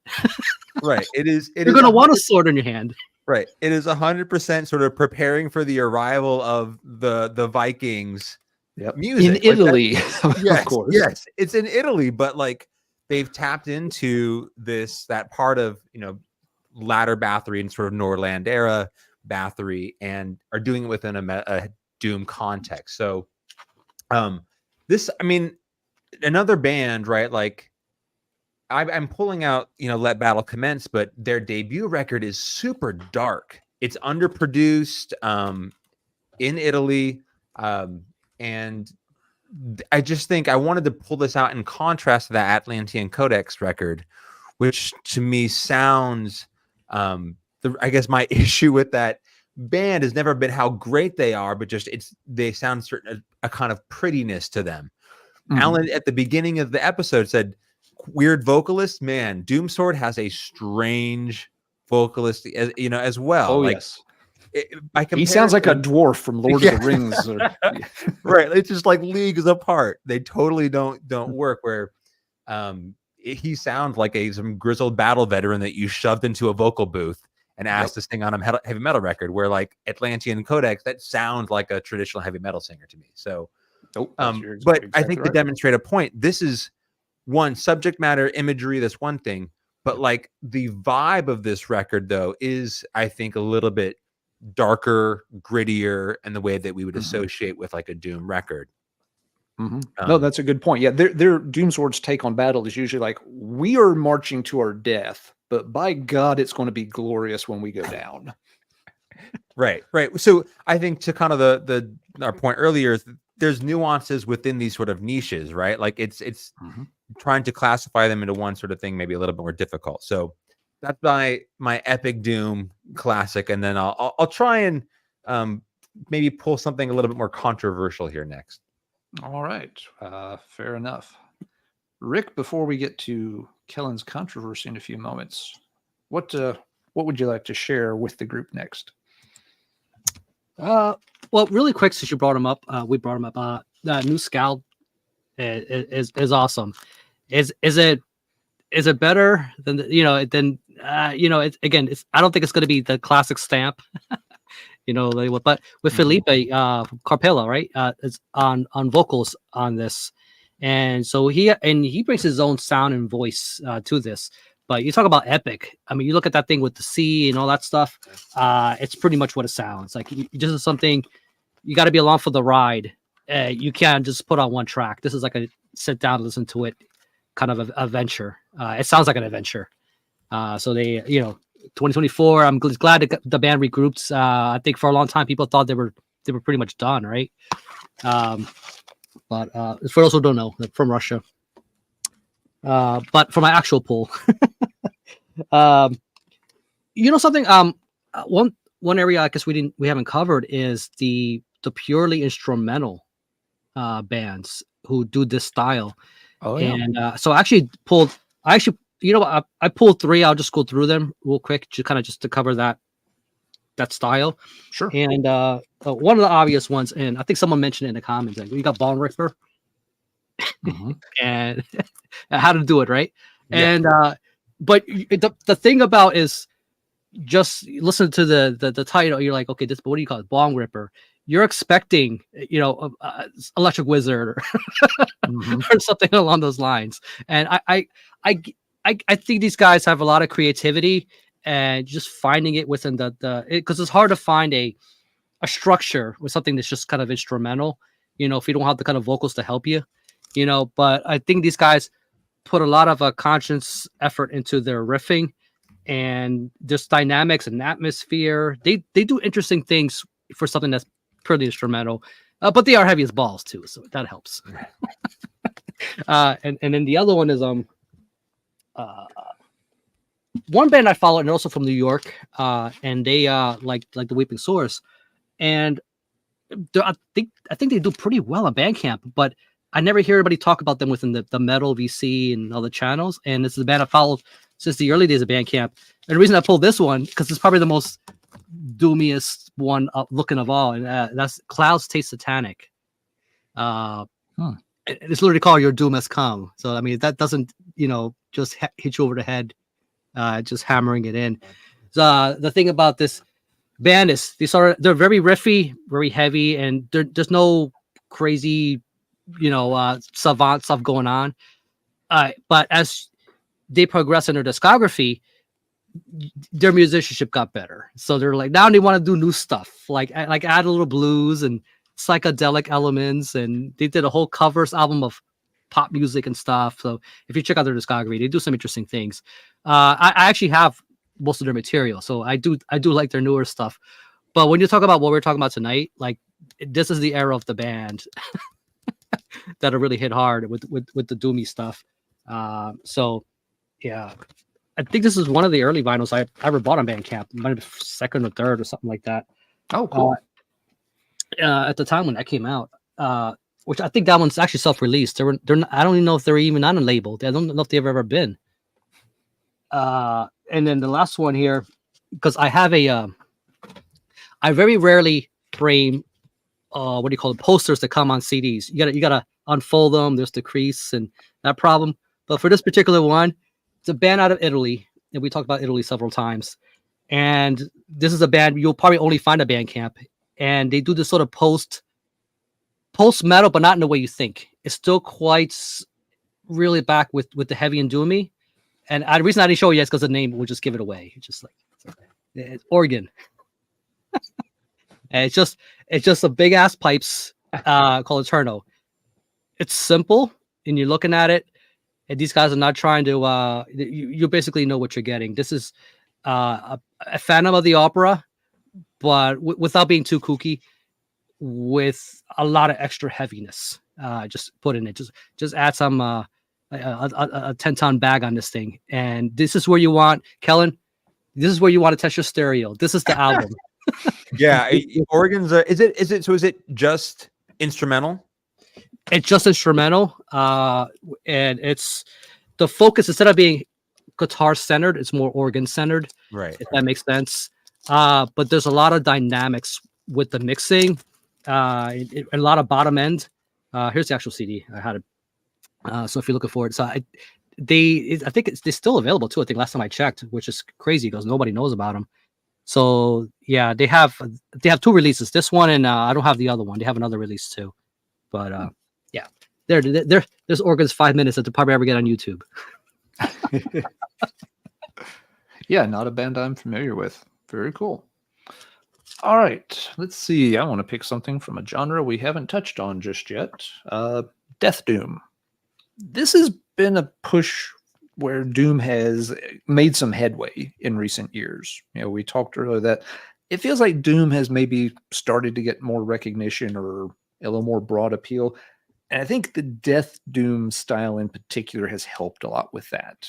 Some bands like Hooded Menace, have kind of helped spearhead that.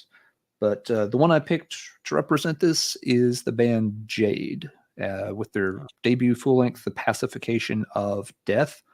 It's an international band. They've got members from, I think, Spain, Germany, and maybe at least one other country in Europe. They're doing the Death Doom thing here. This band stands out to me just because the songwriting is extremely good. I like Death Doom, but like bands in many styles, some of them kind of just stick to the template a little too closely, and so they become a little interchangeable. Jade's songwriting is a cut above a lot of bands. The songs are a little cleaner and clearer than you get in some other bands. Some bands make this a little more murky, which can add to that feeling of homogeneity. I don't get that from Jade at all. All the instrumentation here is, very distinct. Part of it may just be due to the way the album was, mixed and produced. It's got a really excellent sound to it. It's still heavy. I mean, it's very much in that Death Doom kind of flavor, but everything on it's just really well done for that style. They released a split EP earlier this year, and the Jade songs on that are extremely good too. I usually don't pick up splits. Simon's a real fan of that one. Okay, yeah. Splits I'm okay with. They're not something I usually go out of my way to pick up, but yeah, Simon from Explosive Action knows I like this band. He reviewed this for Metallurgy. Based on his review, I checked it out. I was just like, yep, we're going to get that. So he told me about the split earlier in the video. I'm like, it's a split. Maybe not. I heard him, so I was like, oh man, I probably should get that. Because once again, Jade, that's where the murky didn't help the sound, right? That's something that, like I said, I'm thinking of a band like Crypts from Finland, where you kind of want a little bit of that thrown in there. So yeah, it works sometimes, but yeah, it's interesting here that Jade didn't lean into that particular style or gimmick and came up with something that sounds again brutally heavy, but really impressive with their own kind of production or sound to it. So yeah, Death Doom. Hey, if it's helping get more people into doom metal, I'm absolutely fine with that. And I would absolutely agree. Like over the past 15 years or so, there's been a major uptick in interest in that genre, or people venturing into that world with death metal, right? Like in terms of where the interests sort of lie in the genre, somewhere the fascination moved away from a very different kind of early 2000s death metal sound, and it's become more and more sort of Death Doom. I think that has come back in fashion in a big way. Yep, definitely. Bands wanting to do Disembowelment, which is another band that we kind of haven't really talked about, but could potentially make it in tonight. It's in Rick's stack, maybe sneaking around there, but yeah, the chat has definitely touched on Disembowelment's importance in doing a very unique thing with Doom.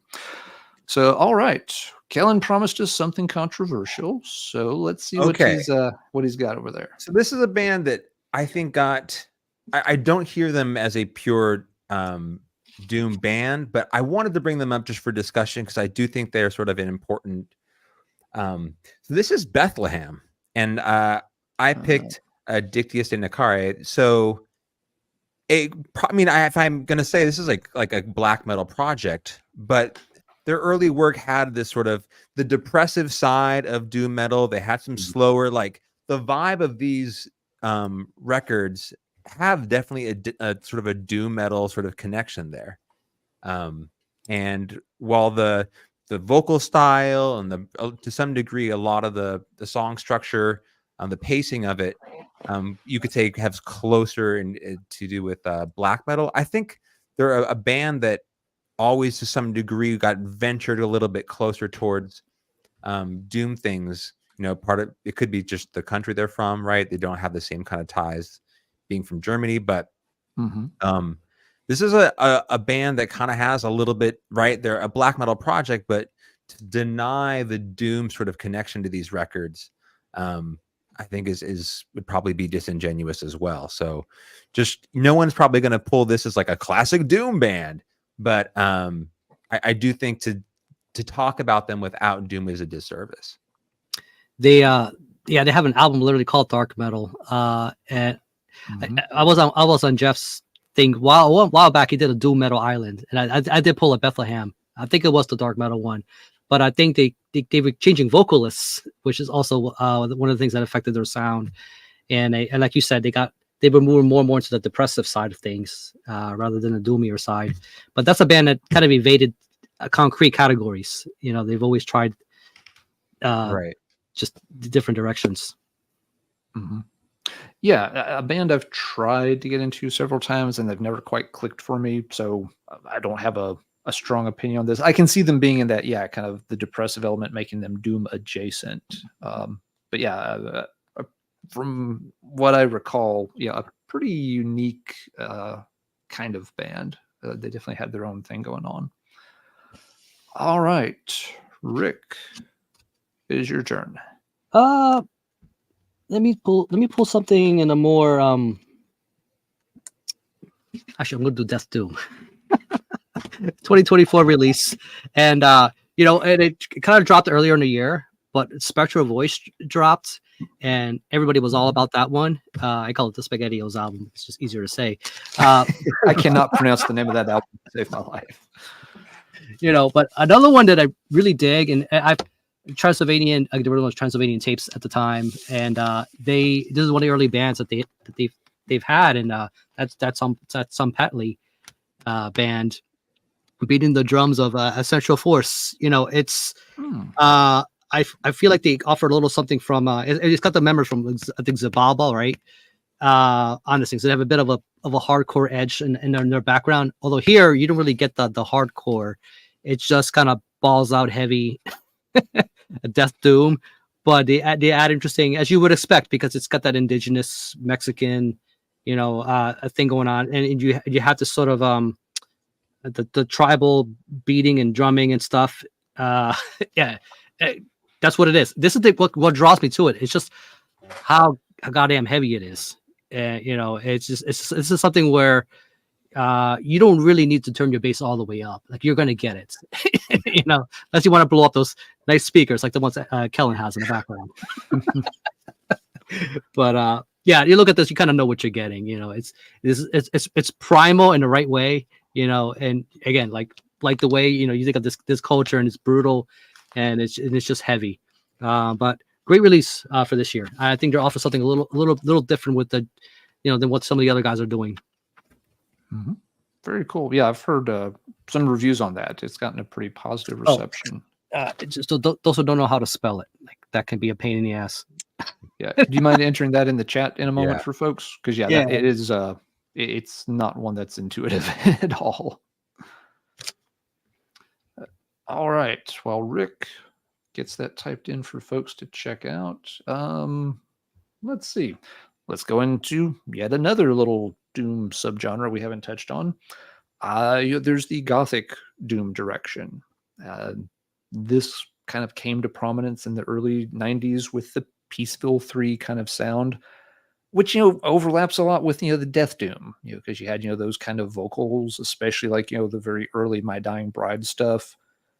But they slowed it way down. They added these, violins and things like that, which gave it, this, kind of more gothic atmosphere. And it's, always been bands that stuck to that. It's funny because the Peaceful 3 bands didn't stick to it for very long. They all quite rapidly drifted away from that. And only My Dying Bride really fully came back. But other bands have done it as well. One I picked as a representative for this is Enchantment from the UK also. Yes. and this is the album they put out a couple of years ago called Cold Soul Embrace. I always want to say Stone. There's 2 Marks in that band. There are 2 Marks in this band. Don't know. Yep. One of them has a very, very good YouTube channel, of course. And this was something this is their second album, but came out much later. They had an album come out back in the 90s, and they were working on this album when the band just, kind of, fell apart. But then they were able to years later get together and kind of, finish it off, put it together. And it's really quite good in that style. Was really impressed with what they did on this. I haven't heard the debut Enchantment album in forever. I remember thinking it was, good and quite interesting. But yeah, the Cold Soul Embrace, it, kind of captures the essence of that, gothic kind of thing. Just the cover art, says a lot. You've got, it's like, oh, look, a pretty ballerina. She's dancing around under the starlight or something. And then you realize, no. Yeah, except she's drowning. Yeah. Except she's got a cinder block chained around her ankles, and she's underwater. This isn't going to end well for her. So, but yeah, it's that, whole beauty and sadness wrapped up into one. And it picked package. Up. It sounds like they picked up right where they left off too. It's like they didn't miss a beat. Yeah, again, some of that material existed, close to the first album, so it kind of makes sense. But yeah, the fact that they were able to get back into that mindset and pick it up after so many years had elapsed and still deliver a really good record with it.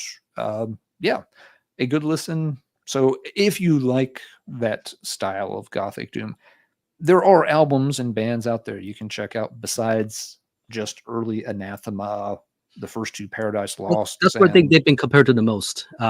They would have, I think, if things if history just turned in a different direction, they would have been up there with those like peaceful bands, and just mentioned in the same, they had the talent for definitely. It. A lot of bands, they just succumb to marketing pressure or whatever, or budgetary, or just members can't get along. Yeah, if I remember right, I think it was just sort of life got in the way with people needing to do other things in terms of family and career and stuff. I don't think there was any. I don't remember there being any major rifts or falling out or anything like that. But, you made a good point that they were able to come back and continue doing this, because some people forget about it, after the 90s, and just get a regular office job and just the drone life. Exactly. Yep. But yeah, and yeah, I wonder too if that style could have continued to have gotten more popular if the Peaceful 3 had stuck with it for maybe if they'd each done like one more album to kind of cement that style. I mean, they really all drifted out of it fast. Even My Dying Bride. Yeah. For a while there in the 90s, every album got less and less classic, doomy. But that's one of those. I also consider it's Catatonia. They're like the 5th Beatle to me, where like they're not from there, but they could have been. But they're an example where they changed their sound. They're like, we do this Death Doom thing, but we kind of want to sound like the Cure now. Now wait a second, Rick. Let's clarify. Did you or did you not just call Catatonia the Yoko Ono of Gothic Death Doom? No, I wasn't. I was trying to be that insulting. Or like, not that 5th Beatle. Okay, I wanted to give you a chance to clear the record. I think they would have been invited to the club. Yoko would not have been invited into the club by the other members. Fair enough. Lennon just had that much weight in the band. That was the problem. Wanted to make sure you had a chance to back out of that gracefully. If that's the way I came across, no. Well, it could have if someone wanted to go down that rabbit hole. I'm waiving all liability, so because I'm going to blame it on THC and. Yeah, if you're going to be doomed, I didn't want you to be doomed for that particular insinuation. All right. Okay. Well, I've been redirected here. I was all ready to go down one line of thought, and then this conversation in your pool, Alan, has brought me back here. This is also, I think Rick will have some appreciation for this one.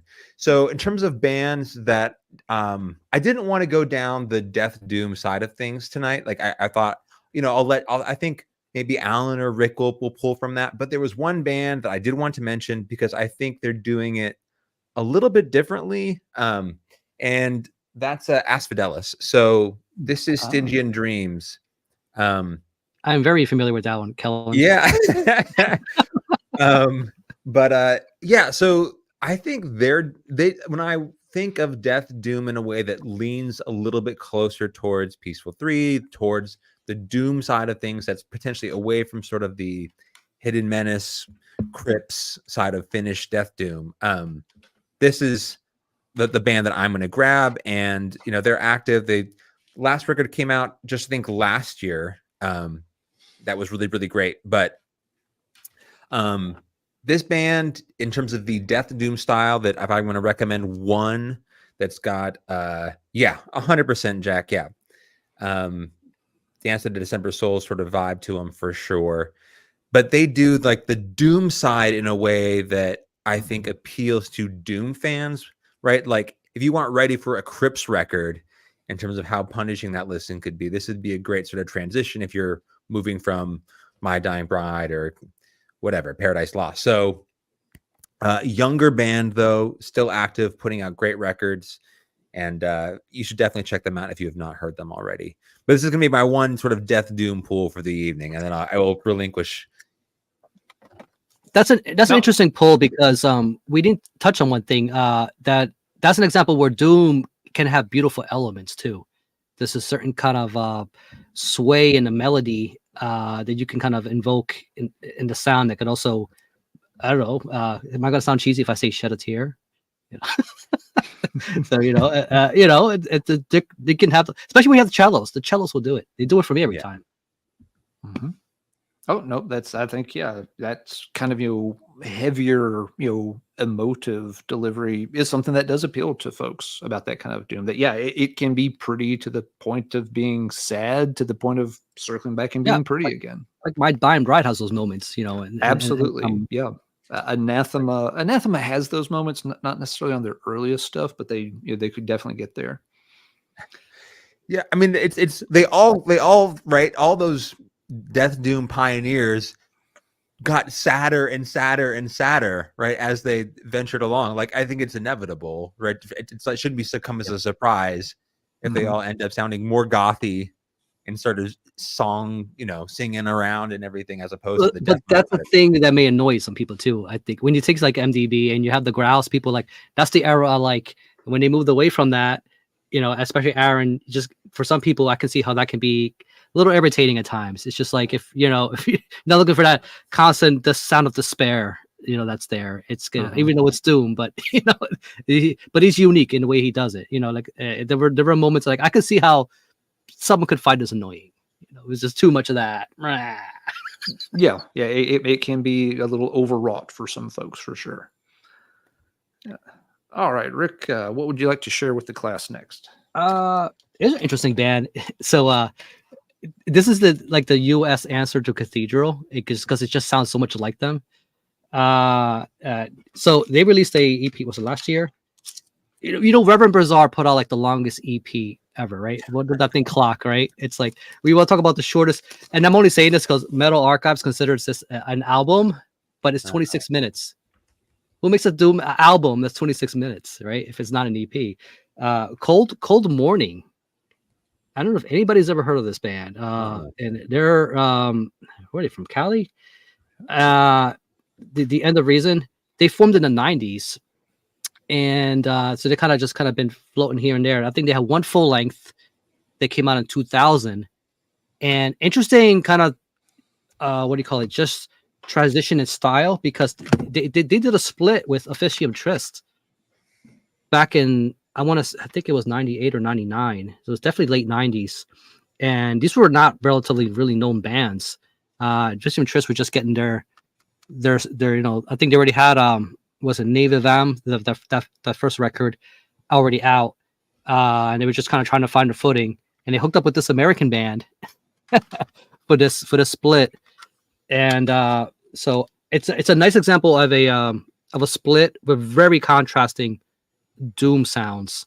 Because as you guys, Fish and Trist are like proper Death Doom, and who put out a new album this year, by the way, I think last month. So it's awesome. Check it out. But just thought that this is the band is trying to find their footing again. They released this EP. I think they're about ready for another full length. It's been 20 years, guys. More than that. But again, if you love Cathedral, and he even has a little of that Dorian in his voice, which can be a turn off for some. And understandably, doesn't bother me. It's not that overt. But you can hear the influences there. All right, yeah, don't know that one. All right, I'm just going to keep skipping across different subgenres of doom, kind of focusing on showing more of the breadth than the depth for the time being. We haven't shown anything that qualifies as funeral doom just yet.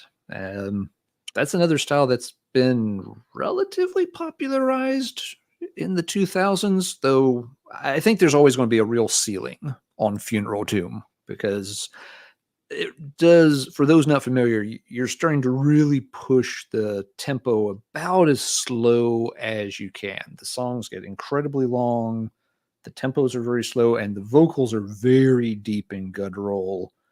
That's the general template, of course. Some bands have experimented and done some different things with it. For me, probably my favorite band that operates in this style is Evoken. I picked At Tremons because it's one of my favorites by them, but their catalog's been quite good. There is some variation within their catalog. They do have some albums that tend to be a little more deathly in terms of their intensity.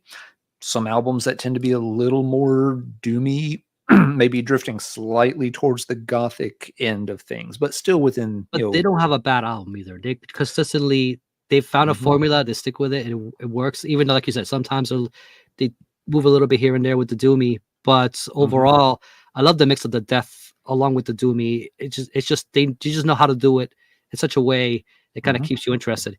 On paper, it should not be. If you're not into funeral doom, it shouldn't be interesting, right? But that's an example of a craft. It's a craft that they know very well, know how to do very well. It's not an easy genre.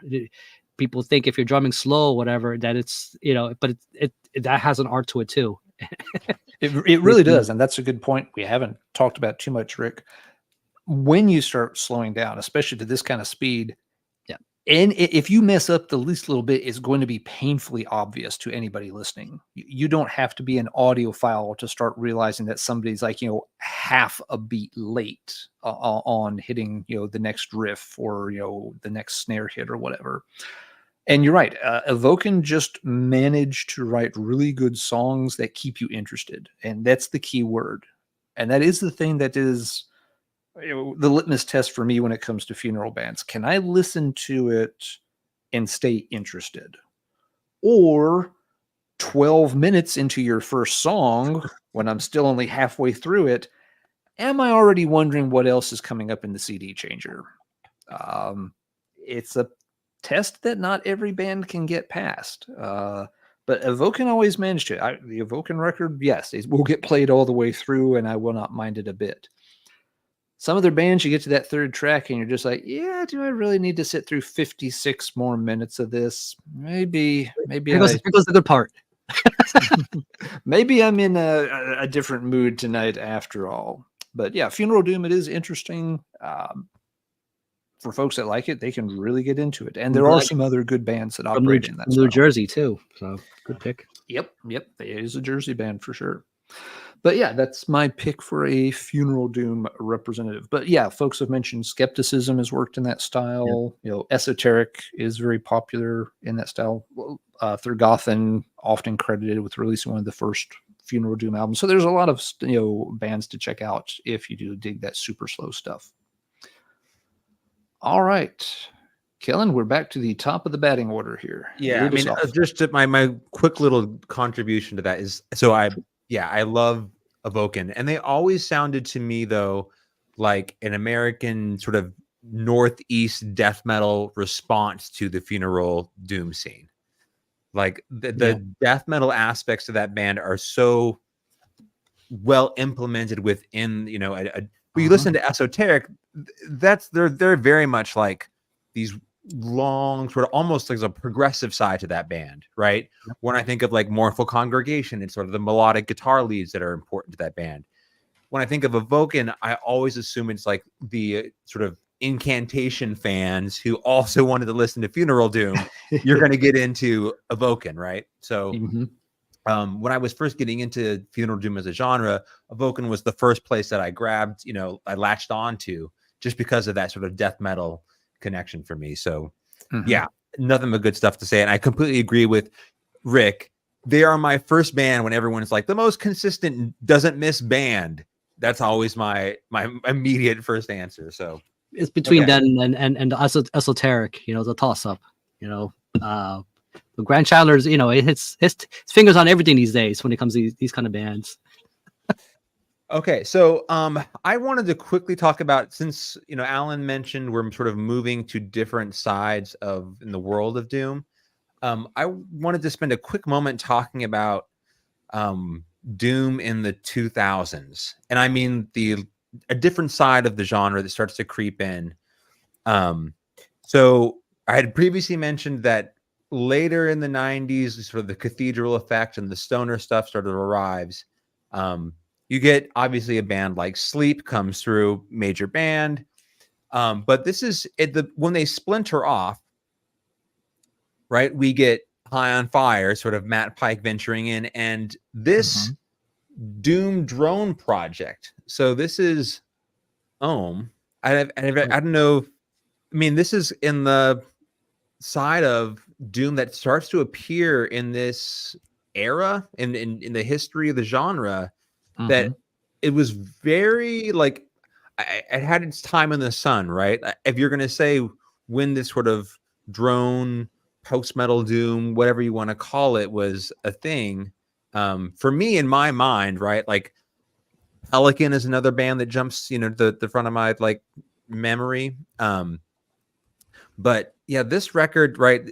Members of Sleep break off, and it was in sort of Doom's history. This kind of stuff, I think, was, in my mind at least, I don't know if you'd agree with this in terms of your recollection from this early 2000s time period, but this kind of stuff was like big, and in terms of bands within the genre, like this record is the one that I'm going to grab. So I don't know if you have thoughts, or if you were into this at all when it came out, or avoided it like the plague. No, but, it's definitely, if you talk about the tiers of doom metal to get into, that's one of the hardest ones to really, because if it's already not slow enough for you, and if it's instrumental but it doesn't have anything to really sink your teeth into, it can be really hard. So there's a band called Orthodox too, out of Spain. They kind of play in that style too, which I really dig. I think what's that band? Earth. I think we're credited as one of the first, right? It wasn't because it's just long ambient bong. How do you call that metal?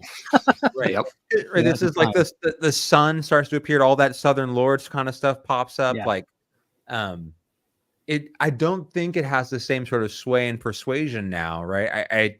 For me, it existed from the early 2000s and died off around the end of the decade, but it was a kind of a big sort of draw during those years in my mind. So, yeah, I remember. Yeah, when that was appearing, I couldn't make sense of it at the time. It took me a long time. Yeah, it was a style that I was interested in checking out, but never, fully delved into. Earth was the one band out of that style that I ended up picking up a couple of records for. I rarely play them, but not bad. It just wasn't quite my thing. But you're definitely part of the Doom conversation, and you're right, Kellen. They're very, very emblematic of that those early 2000 kind of time frame. All right, Rick is fishing around there for something. Let's see what. I'm deciding if I should go with this particular style, which we haven't touched on yet, which is, I think, unless you're really into this style, it may not be your bag. So it's not something I would push on people if you're not already into this, the more moody shoegazy kind of, because we were talking about the the drone, right? Which I think for some people on a vocal level can kind of feel like that. So I pulled, I think, let me see, 2 or 3. Yeah. Okay. So one is King Woman. if you're familiar with this project. I think this is the latest one, and it's she's got a very unique thing that she does with her voice. She tries a lot of creative approaches to her styling. If you like the Chelsea Wolfe and that kind of vein of material, this might appeal to you. But she kind of stays in the sort of howling, kind of brooding. It's kind of an amalgamation of different stuff.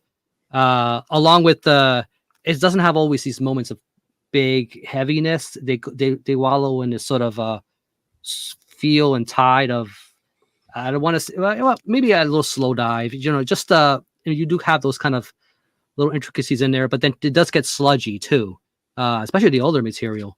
But this is one that I don't know if people will be into, but there is a gaze doom, I guess, if you want to call it that. I mean, that's another category. I'm seeing more and more of that kind of stuff. Last year, one of my albums of the year was the Vanishing Kids, which had kind of that stuff kind of going on. It's another female vocalist.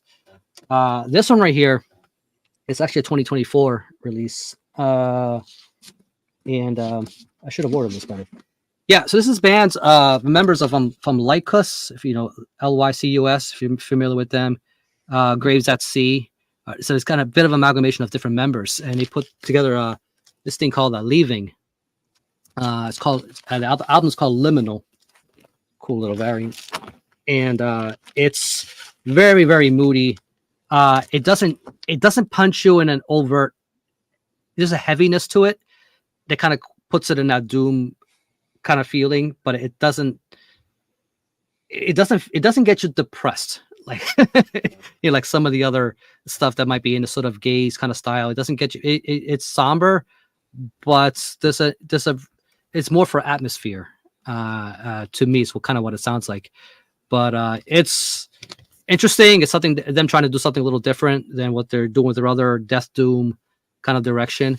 They kind of wanted to go more of a post-shoe, kind of gazy, on a wrapped all around style of doom. Yeah, it's called Leaving. That's just one word. So if you could try to Google that, you might have a hard time. Yeah, going to take a while to find the right page if you only type Leaving in. Transylvania Recordings put that one out, so somebody's curious. That'll get you closer at least. All right, cool. Yeah, don't know that project, but some of that stuff, like if you've mentioned, Chelsea Wolfe and stuff, those artists have gotten pretty popular. That's the name that's popping up more and more often. Even if you're, get good moments, you want a little Mazzy Star or something like that in there. It's kind of has a little bit of this little the mood touches. Again, I know it's not for everyone because it won't pump your blood. It's not meant to. Mm-hmm. Yeah, no, it's definitely not, but that's okay. All right. We've talked about the sort of international, flavor of doom all night. It was never centralized in one location the way that maybe that Bay Area thrash or, New York City hardcore or something was. One scene we haven't touched on, I'm kind of surprised Kellen hasn't touched on yet, is South American doom metal. So I'm going to go in that direction for a really cool album. The band is called Condenados, and this is their second album, The Tree of Death. The band operates, somewhere in that traditional, to slightly epic style of doom. So not its own subgenre. This is, sticking more close to the roots because it's a tree. You see what I did there. That's a band I've seen where I kind of just, it's a refreshing feeling, like just because I know this stuff is happening in that corner of the world. Mm-hmm. Yeah, exactly. They're doing their own kind of take on it. There's several bands, from that area that are working on doom. Procession's another one that I've picked up a few albums by. At Condenados, the catalog's been a little inconsistent. I got the debut when it came out, and I could not get into it for some reason. And to this day, I never really have. There's nothing wrong with it. It's not like there's something you put your finger on and you're just like, oh, I hate that part. But yeah, the debut is called A Painful Journey into Nile, and it never would click. So when this one came out, I didn't check it out right away. Eventually, I circled back to it, and for me, it's a huge step up. This is a really fantastic album, start to finish. Just operating in a very traditional metal style, going just epic enough to give it a little bit of a more unique identity so that it doesn't feel like a band that's trying to be a Candlemass clone or a band that's trying to be a Solitude Eternus clone, which is something we haven't talked about too much tonight, but may get to that later. Doom, like any other genre, it has a lot of copycats.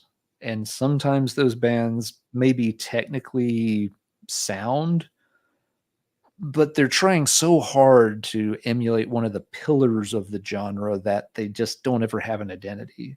And, on this one, Condenados really developed a cool, unique identity for themselves. They've released one album since this one that's pretty good. I haven't checked it out enough times to have a strong feel for the newer one. But The Tree of Death is one of those albums I feel like has got very overlooked. Maybe just not the right distribution, or one of those bands that just hasn't been able to grab enough people's attention yet. But I've been talking about a lot of different specific subgenres. Here I'm trying to circle back to just, the core principles of Doom, and a band that did them really, really well on this album. They, I've seen them around in enough distros that if you really wanted to get a copy, you could, and it's not expensive. It's not something that's, going to be very hard to find. Only ran, one pressing. That exactly, one, yeah, and like you said, the previous album, it's a band that I appreciate that's around. Like I was saying, in that corner of the world, like Witching Altar, another South American one. Someone mentioned Reino Ermitaño. I got one of their releases too, and and they all sound different. They're all got their own thing going on too. When you talk about South America. Mm-hmm. Yeah, and you're right, Rick. It's it shows up. It's in those distros. The next time you're putting together an order, double check it. There will probably be a copy in there at a discounted price. If you got a few extra bucks and it sounds interesting, give it a chance. It is a very good album. All right, Kellen. I'll get to my South American venture here later on, but I wanted to go on the opposing side of like the 2000s stuff that was happening. You brought up Caius earlier, and another, like, I guess if you want to say an important band that's sort of circling on the outside of this is the Melvins, right? I think they're probably more closely associated with sludge. But, if we're going to be talking about all the different sort of informative bands that get grouped in here, the one from the 2000s that I always return to is has a little bit of lineage there, and that is a Big Business. This is Here Comes the Waterworks. This is on the opposing side of Ohm. This is much more of an energetic record. So it's got like an upbeat sort of, I don't want to call it desert rock because it's got a little bit more of like a heavier sludge kind of thing going on, but the pacing of this is much more upbeat. So this is, I believe, on a Hydra Head. This band, I think this is their second release, 2007, or I want to say, but in that time period where like things got a little bit non-traditional in terms of the bands that were sort of encircling Doom, Big Business is on one of those bands for me, and I just thought they deserved mention, like bands that you could group in with Melvins or Caius in terms of not quite being traditional Doom, but still super heavy. That's one I would recommend for you. Okay. Sounds cool, but yeah, I do not know that one. Let's see. It looks like Rick is MIA at the moment, so we'll give him a minute to circle back here. Kind of related to my next poll. Okay. Fair enough. I've done that like 3 times tonight where you or Alan have thrown me off course and I have run scrambling trying to find something. Oh, it's quite all right. I mean, I've done the same thing. Kellen brought this up. I'll follow suit and bring up one that will complement his pick really well. Gonna move into something more occult. And there's one, not so much an annoyance, but it does kind of get to me after I hear it enough times. I'll get to that in a minute. It's called Ancient Wisdom. This is one of their later ones, the 33 album. So you could tell because wisdom is spelled with the 2 V's. You know what I mean? So like it tells you that there's, You know, Satan's involved here. You know, it's why I never spelled George W. I spelled it George V.V. Bush, and then, you know, even Skull and Bones. You know, there's stuff going on there. But this what annoys me is they're not even on Metal Archives. Like, these guys do have their metal moments. They're, you know, they're kind of, they got a bit of a folk element to them, especially the older material. And you know, and then you know, they introduced, you know, quite a punch and a metallic sound, but they also interweave with hard rock elements too. But it's all still wrapped in that kind of that doomy kind of just atmosphere. And if you guys know, you know, Nathan Opposition, one of the members here, he's got another project called Vessel of Light with Don Lorenzo from Hades. So for those who didn't know, it gets into that very dark, you know, just kind of occult. And the thing about this band though is, when you're dabbling with this kind of thing, is there should be like a limit with some albums, just how many times you say Satan, you know, because yep. Like, I get it. All right. You know, you love Satan. He sees Santa Claus to you. I get it. But cool band. I definitely would recommend, you know, probably any album really. But like I said, I think the earlier stuff was, you know, it didn't have the metallic edge like some of the later releases. They dropped a new album, I think, last year too. So I don't have that one. All right. Yes, I definitely know what you are getting at there, Rick, and I'll piggyback off of that for my next pick here. As I mentioned, some bands have a naked woman on the table with a knife. No, okay. Like this. Yeah, so some bands just maybe want to stick to the tropes a little bit too much. This is Friends of Hell. And right away, from the name of the band, you know they're going to lean into as many of the tropes as they can. Friends of Hell, of course, being one of the Witchfinder General album titles. On paper, this sounds like a great idea because it features Albert Witchfinder making a vocal appearance. He's the singer for them on this album. And he's paired up with Tanale Jarva from Sentenced's early days. So there's kind of an all-star lineup developing here. At least one or two of the other members also have connections to some established doom metal bands. So it's like, oh, okay, this could be really interesting. What are these guys going to do? Well, what they did, kind of unfortunately, is it feels like they just plastered together every particular doom metal shtick that you'd expect them to.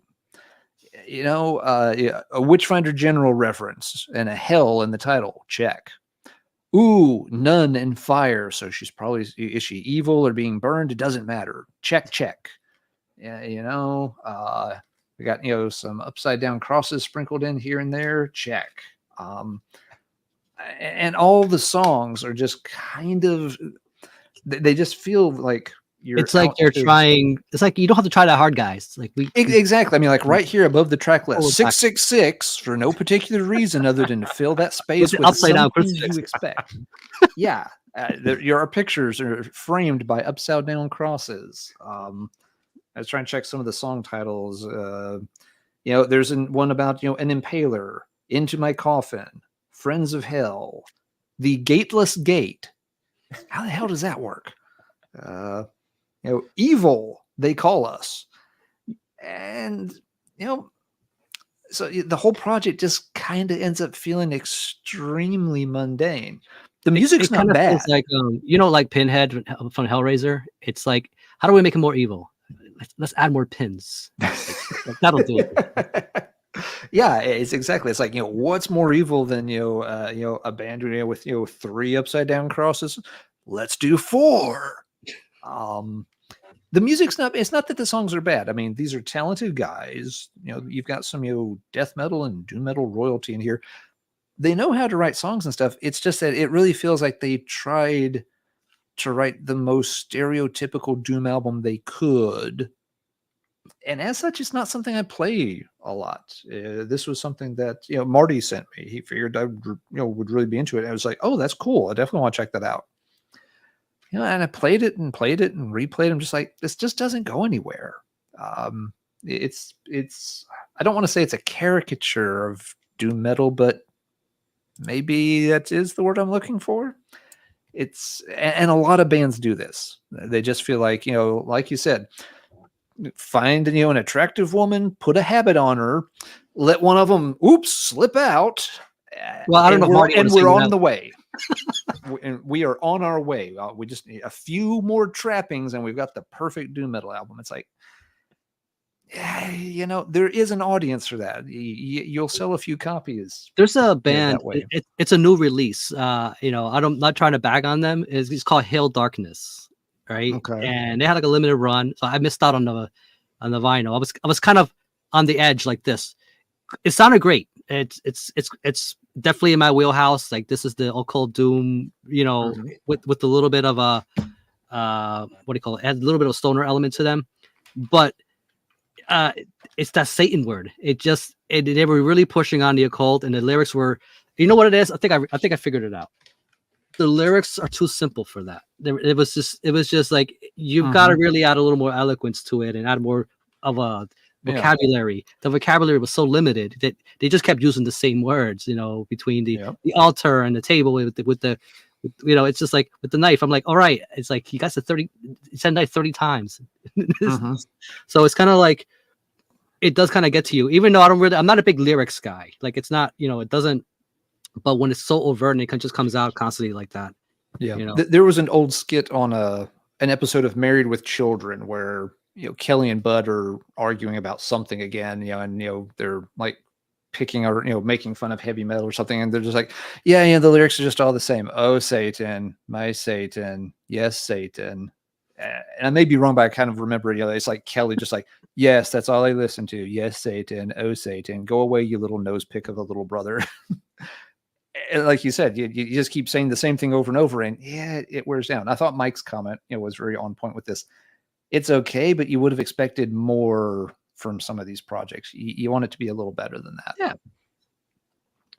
So, that's one that's, a little disappointing for me. An example of where Doom can sometimes go wrong, even though on paper it may look like they're trying to do it right. All right. With that, let's come back around to Kellen and see what else he's got there. Okay, so I'm going to pull a Rick, and instead of pulling one album, I'm going to grab 3. And this is a basically my Phil Swanson appreciation tour. Ooh. So okay. I mean, if there's one individual, because I think he was the first vocalist for Atlantean Codex. I could be wrong about that. No, you are correct. You did for just a short period.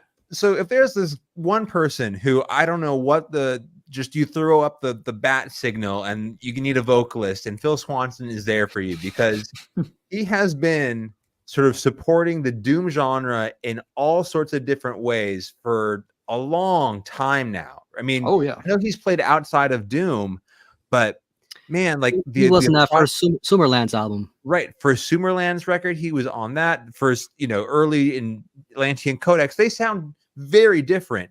Yep. But the 3 records I'm going to pull here, or albums I'll show off, different projects and all have their own vibe. So the first one I'm going to pull is from a project called Hour of 13. And very this is popular 333 for years there. Yep. Yeah, I mean, this is just a pure doom record. But they get it right. Out of all the Hour 13 albums, this is the one I'm going to recommend. But another 2000s doom band to check out.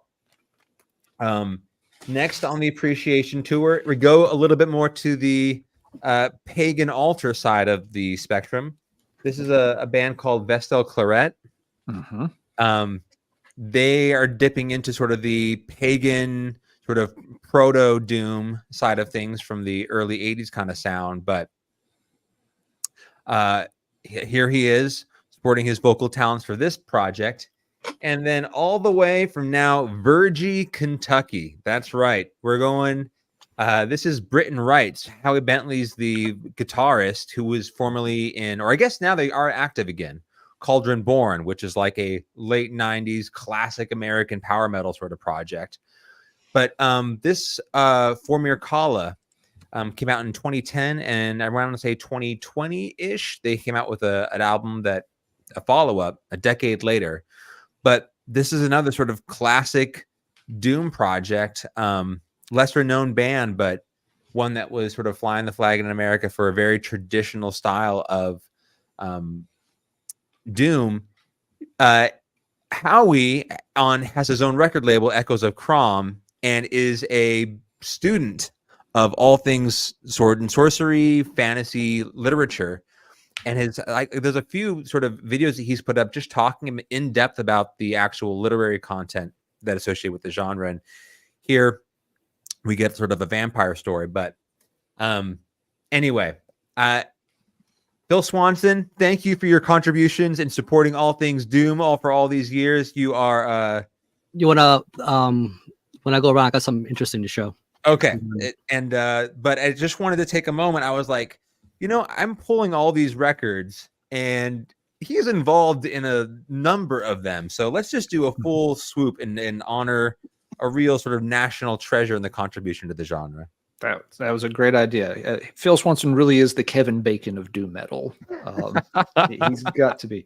And I never could figure it out. He's either got to be like the most enthusiastic guy and just wants to help everybody, so he kept jumping from bands. Right. Or he must be the most difficult human being to work with in a band, and they just kick him out after 9 months and he moves on to the next project. I'm joking.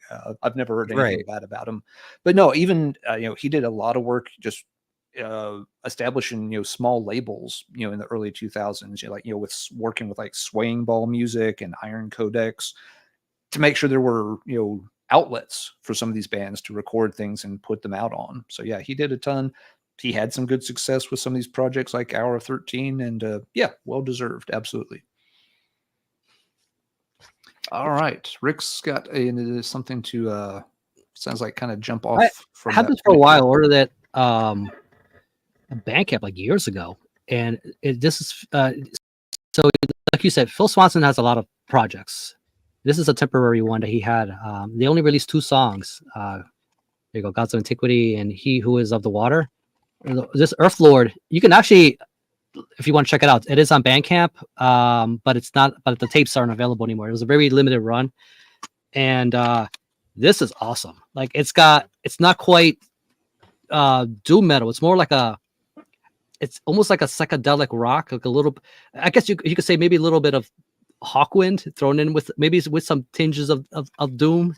I guess might be a way to describe it. It's been years since I put it on, but from what I recall, but yeah, it's Phil Swanson, just 4 members. But this is one that it's never been reissued or anything.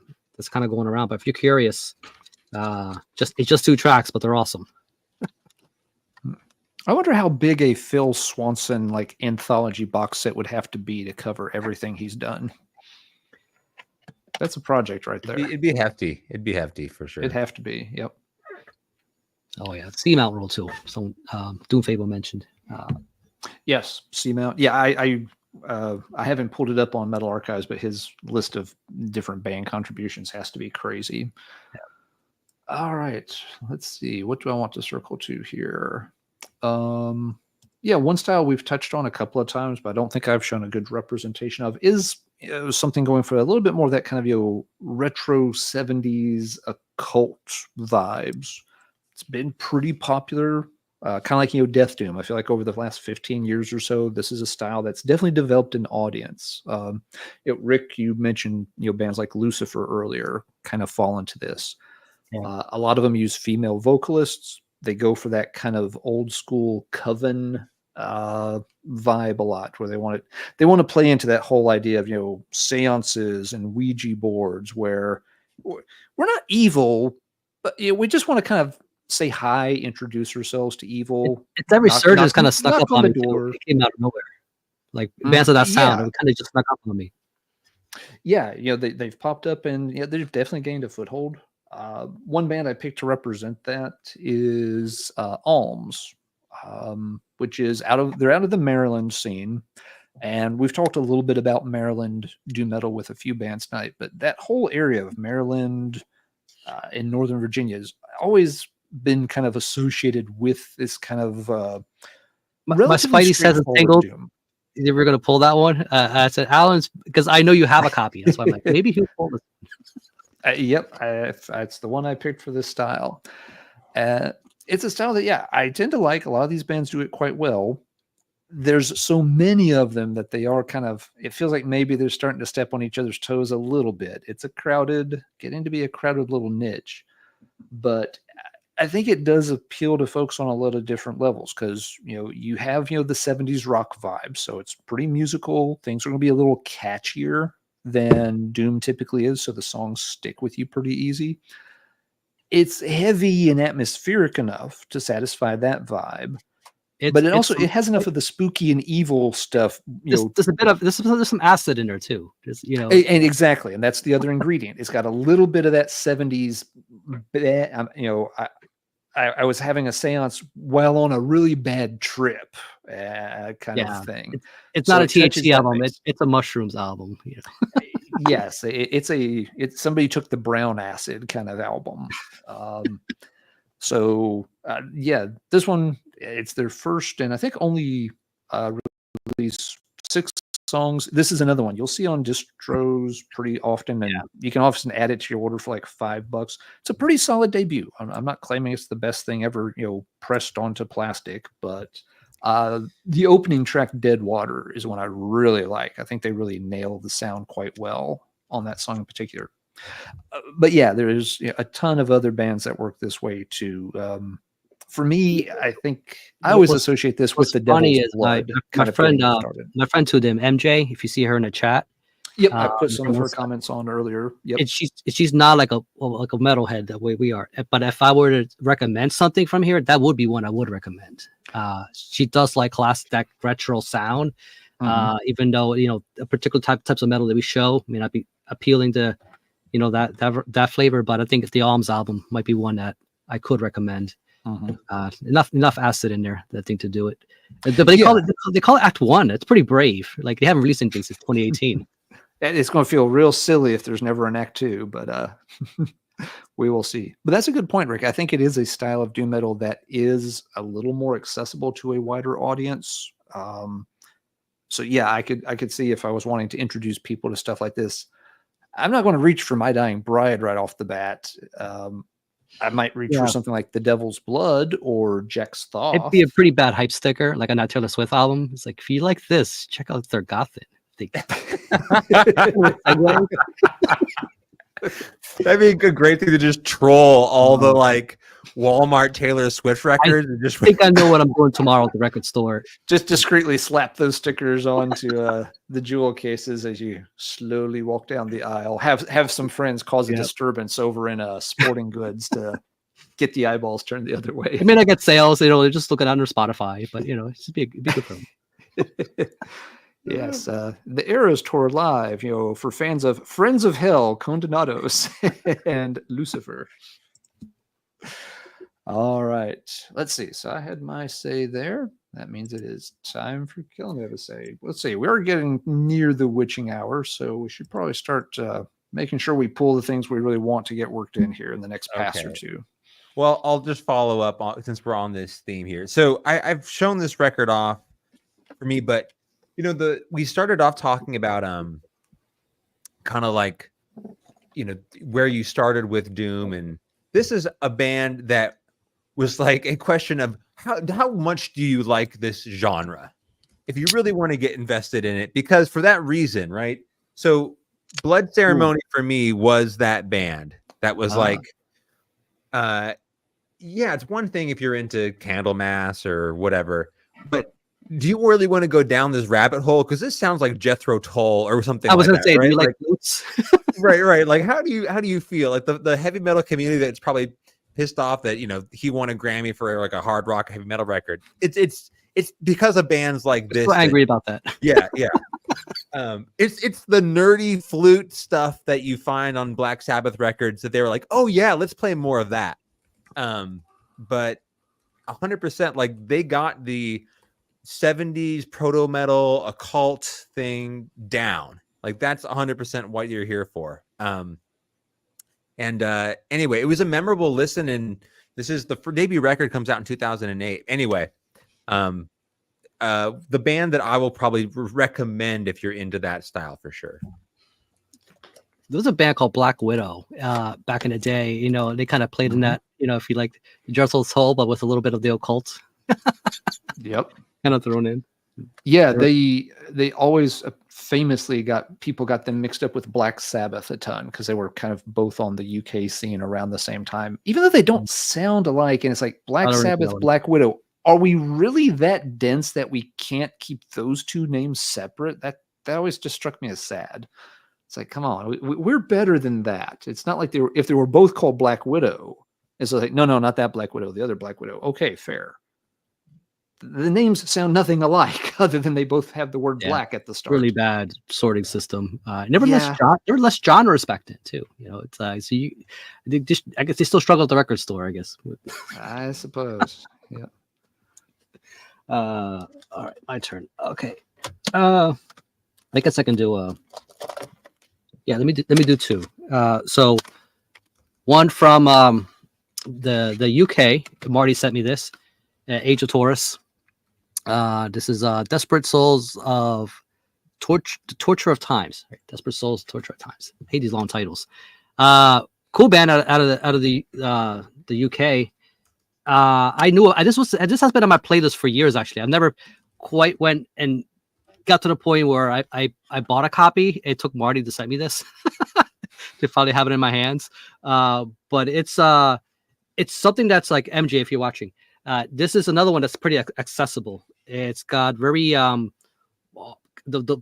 got some earworms in there. It's got some stuff going on with the vocals. They're like these are proper structured songs in this for this style of doom. So you know, for those who have a hard time with doom but want something a little more that's a little more regular, this is something that you could definitely get into. I liked it. I mean, he sent it my way, and again, it's been years since I've listened to it. But I remember this being pretty good. The other one too is from Australia, The Wizard. Oh yeah. Oh yeah. Mm-hmm. And they're a newer band. But I gotta say, like, if you like that, I guess Manila Road, there's like touches of that in there, right? Like you can kind of hear it in the vocals. Though not quite Mark Shelton, but you know when but there are moments when you can kind of hear that in there. But they're not just like a clone, of Manila Road. There's elements of Pagan Altar and other things going on there too, which is pretty cool. I think with this kind of particular sound, this is one of the better bands doing this. The production's actually really good. So looking forward to more stuff from them. I think this is their second, third release. So again, they're a young band. This one, Subterranean Exile, came out in 2020. So several years. So they're about due for a new one. Good deal. Good deal. All right, let's see. If I want to go get one or two more in, I definitely want to shout out this band. This is one out of the Pacific Northwest called Purification. This is the back of a collection of their demos that they released on CD. The collection is called 1455 to 1642. This band popped up right around 2020. Yeah, and at first they were kind of noteworthy because they were mostly just using bass and drums. There really wasn't a guitar presence right away. And the music was, obviously, pretty heavy, distorted, but also pretty good. They found a way to make that work and have. That's your note. Yeah. When I ordered this, I ordered a second copy for Rick. And, thanks again. sent it to him. A band you got me into, which was pretty cool to know. Yep.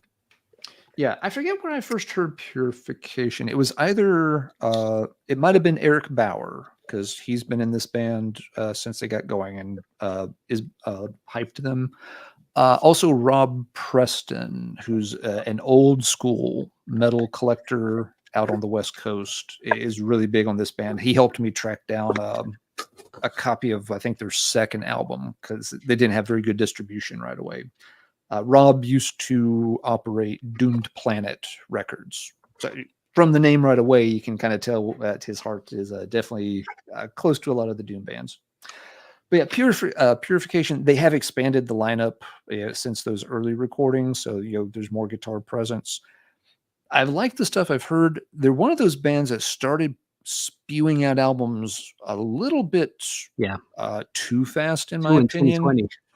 It's like, here's one in 2019, then 2020, then 2020, then 2021, then 2021. So it's like, whoa, what? You're a Doom band. Slow down a little bit. Yeah. You see what I did there? Yeah. I got that one right there, which is obviously an early release. It's probably the most primitive sounding. It's quite fuzzed out. I noticed that it doesn't have much for melody either in there. They started to incorporate that a little later on. Yeah, that comes later. You're exactly right, Rick. This is still my favorite one. Perfect Doctrine. That one's quite good. They really hit it. They got the formula down really nicely there. But then right after that, they went like all psychedelic. Yeah, they have kind of shifted around a little bit. They haven't just stuck to the same overall style with the thing. Oh, did you want to show the Perfect Doctrine? For those who haven't seen it. Yeah, that one's quite good also. And it's not that the albums have been bad. It's just that they're kind of releasing them rapid fire. And some bands have been taking that strategy in the Bandcamp era of just like churn them out as fast as you can. I always, A, it's a little hard to keep up, and B, you always feel like, rather than releasing 2 good albums this year, why don't you just take the extra time and release one really good album that's actually going to get people to sit up and take notice? What's pretty strange too is they had proper like silver discs pressed on these, and the last one, the Elphinstone, it's on a CDR, and that I guess that label, whatever they were working with, is no longer in the back. So and also it looks like it was printed on one of those home inkjet kind of deal. So it's, as you can see here, like it's a burned CD. So I don't know what happened, if they didn't have the budget this time or what it is, because this was pretty good too. I haven't heard that whole one. Or maybe I played it once, but I haven't circled back to it. But yeah, they also seem to be skipping from label to label to label. Again, it's just like, who can put this out the fastest? Well, why take the extra time, get a little bit of distribution deal, get someone who's going to press it on not a CDR.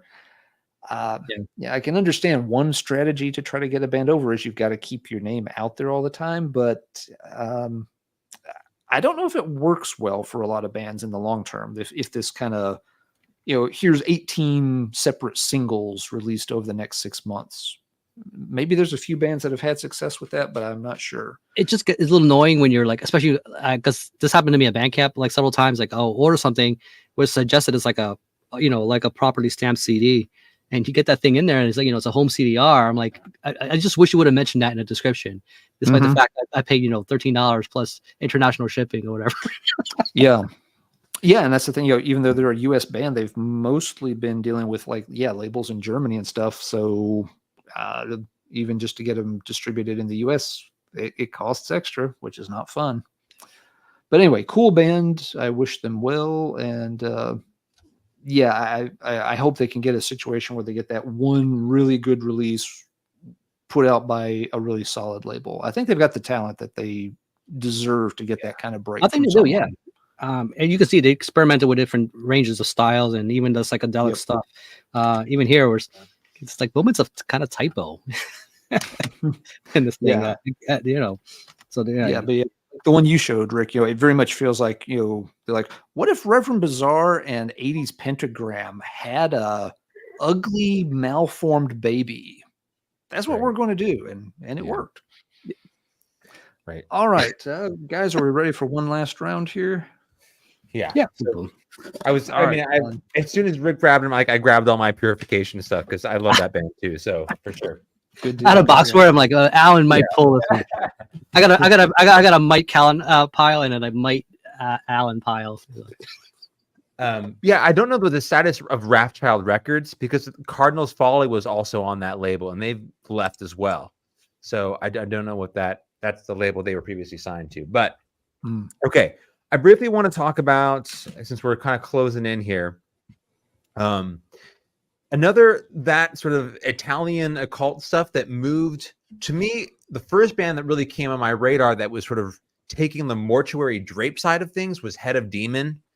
I don't know if you remember that band at all, but the record that I pulled here, because this band's around for a little bit longer, is Sweden's Faustcoven. So Faustcoven is a band that, like, definitely, this is on Nuclear War Now, so you could, on a black metal label, but very much interested in sort of that intersection between doom metal and black metal in a way that I think was very much pioneered by bands like Mortuary Drape, but sort of slowed it down to a greater extent. This is a little bit more on the sort of black metal aggressive side of things. There's no thrash, there's no death, where I think Drape kind of walked that line. This is much more of a true sort of doom record, but from the production style to the vocal delivery, you can just tell looking at the logo, the band name right there. This is very much rooted in a black metal style. So Faustcoven, and it's Head of Demon is another one I would like to recommend as well. That's in this style for sure. Okay, that explains it, because I've always been confused by that Faustcoven, because it's like you look at it, it's like, which way is it going to go here? It looks like one thing, but I get the sense it's supposed to be something different. So it's like the Valley of the Suns, where they let you know right offhand where that needle is. Right. Yes, yeah, exactly. All right, Rick, what is your finale here going to be? You know what? I'm going to touch on this particular. It's a 2024 album, and I was trying to figure out where to put this in their catalog, because it's a quite a different release. This is the latest Pallbearer. Oh, right. And this is probably the most minimal thing they've done. It's kind of just because there's more emphasis on the atmosphere. But the thing about this band too is they have a way of bringing out that wallowing and emotion out of you. Kind of what Warning did to me. Some years back, when you listen to this, you're like, man, I just don't feel so good almost. It's like you put it in Doom, you already know, but then when it doesn't actually make you feel good, just because of it puts you in that pit of despair. I think this is the less is more album to me. They have a way to kind of bring out more space and not kind of just hammer you with long plotting riffs. It's not as riff centric as there are moments like this, but I think overall as an album, I think that it's. I appreciate the direction they're going with this. That they're trying something different and new by kind of doing the kind of less is more kind of approach without all this crazy layering. But when it comes to atmosphere, who knows how they're doing that to get that effect. But interesting direction they took with this one. But this is a band called Pallbearer, so this is certain place they want to put you. I mean, I think that band also deserves a great degree of credit for sort of shifting, bands towards a bit more of a traditional doom sound, like away from whatever was going on at the time with post metal or stoner. Like Sorrow and Extinction comes out. And it felt to me, it was like this moment where people's attention turned towards a sound that, sounds very modern. Like I think that record came out in 2010-ish or so. Sounds about right.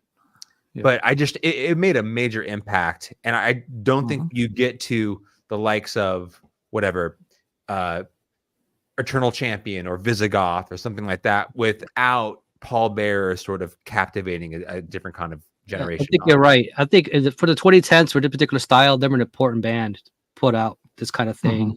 It's the way I see kind of with the progressive metal with Mastodon, early 2000s. There was just some very central albums that have come out. I think, but this one here though, like CBN was saying, like it is not for everybody. With the direction they took with this, again, for a certain kind of doom. Even there, they're trying something a little more spacey and just give you a way to breathe. They really hold your emotion in that space, and it kind of keeps you there. So yeah, I came out feeling very different. Paul Bearer never done it quite that way before for me, like this album did. Yeah, and you're both right. Those first two albums were very, very big, and shifted a lot of people's attention. Like, oh, that style. I remember there was some pushback against them too, because they have a relatively clean sound. They're maybe not as, again, heavy. They're not going for that leaden kind of heavy doom. One, I know some people, that seemed a little off put by them, would refer to them as like, hipster doom, that they were going for something that looked doomy, but didn't sound as doomy. But I really liked the first two albums. I kind of lost track of them after that. I just didn't keep up with the band for whatever reason. Yeah, I totally see where that criticism is coming from, right? Because you had Pitchfork paying attention to them. You had Stereo Gum, like those sort of indie outlets that were grabbing them. But, exactly, yeah. But I just to try and sort of, they were also covering Disma. You know what I mean? So if just to try and contextualize that, like, I think even though that band has really alienated a lot of people, I would say the exact same things could be said about Wolves in the Throne Room. Right? Like, important band, but also had crossover appeal that sort of ventured into a different community or whatever that metalheads had issues with, deservedly, but just worth mentioning there. Right. I gotta say, one of the funnest reviews you've done on the Album Club was that Death Heaven album. Talk about TJ, there you go. Of course, of all the people. There are certain mysteries in the universe without a rational answer, and TJ latching on to Death Heaven is one of those cherished mysteries.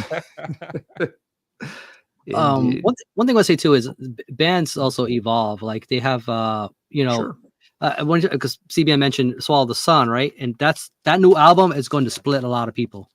If you haven't heard it yet, coming from this to something like the new one, it's a polarity. You'll see what I mean. They're definitely going for more accessible, I guess, which would be good for bringing in kind of new fans if they're not ready for something like this yet. The reason I pull this one out too is because you think of Doomed. This is one hell of a Doomed cover. You look at things like, yes, they get it. This is what I want to experience, and it doesn't disappoint when you put it on. So, Tim, I don't think that's exactly the same kind of a pallbearer, but that's well done, well played, sir, well played. All right, let's see. For my last one, I'm also going to pull something from 2024, the new Crypt Sermon. The CD's booklets are printed really dark, so let me slide it out of here. The album is The Stygian Rose. People have mentioned this band and this album several times in the chat tonight, so it was coming. I wanted to save it for last for a reason. And this is another one of those bands that kind of straddles some genres. There's a strong dose of traditional metal here. You've got a vocalist who could operate in that kind of band quite easily, but it also has more heaviness than a lot of those projects would. So I'm glad you pulled that one out, because I for like my list of the year that's on there, but I got one that competes with it. Oh, okay. Yeah. I'll let you know. But yeah, Crypt Sermon is one of those things. It's like, is it epic metal? Is it epic doom metal? Is it traditional metal that's just a little bit doomy? Once again, it blurs the lines there. But they've done really well for themselves. This was their third album. They got a lot of attention, especially on album number 2, which I thought was fantastic. I like the second one a little better than the new one.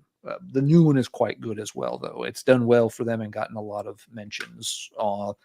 I think you'll see Crypt Sermon on a lot of year-end favorite album lists for sure. Ian, thank you very much. I'm glad you made it in tonight. We were wondering where you were at earlier in the show. Hope you're doing well.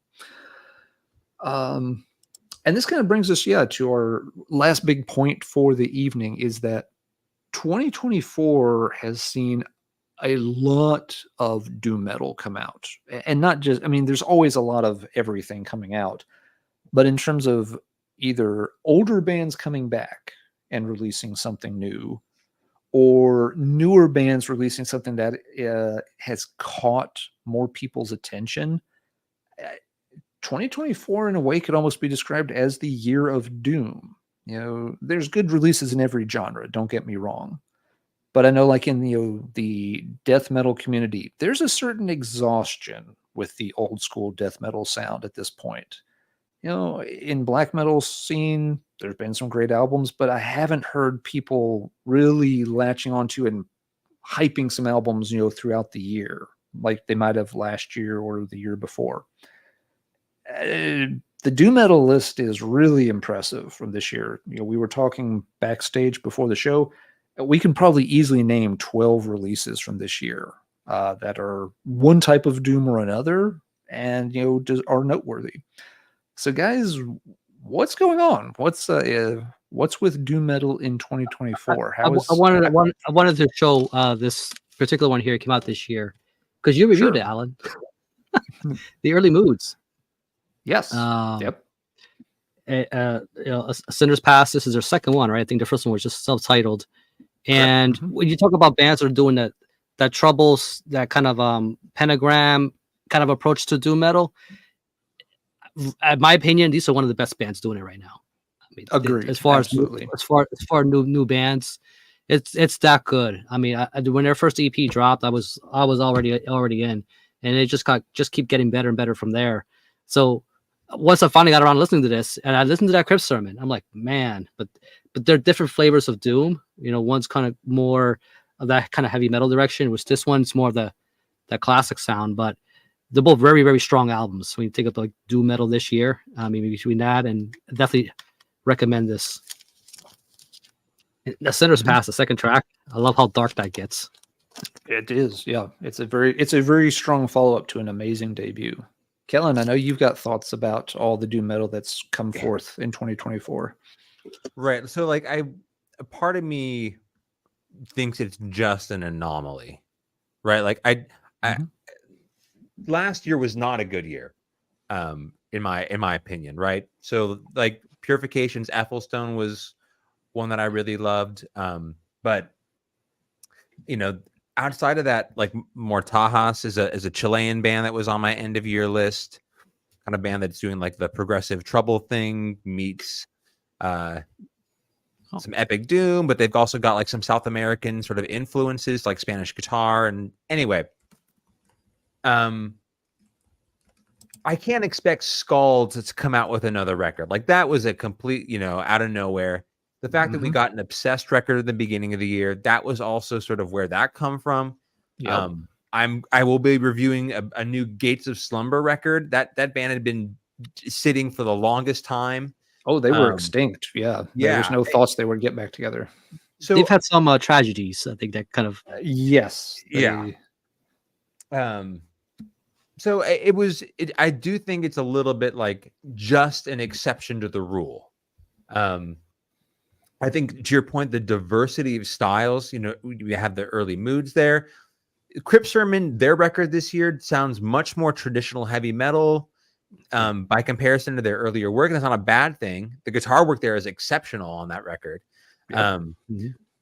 You listen to the new Altar of Oblivion. They've always sort of, what I'm trying to get at is, I don't know if it's sort of like a groundswell that has been building for the past decade plus, that people exhausted with more extreme metal looking towards something like this, right?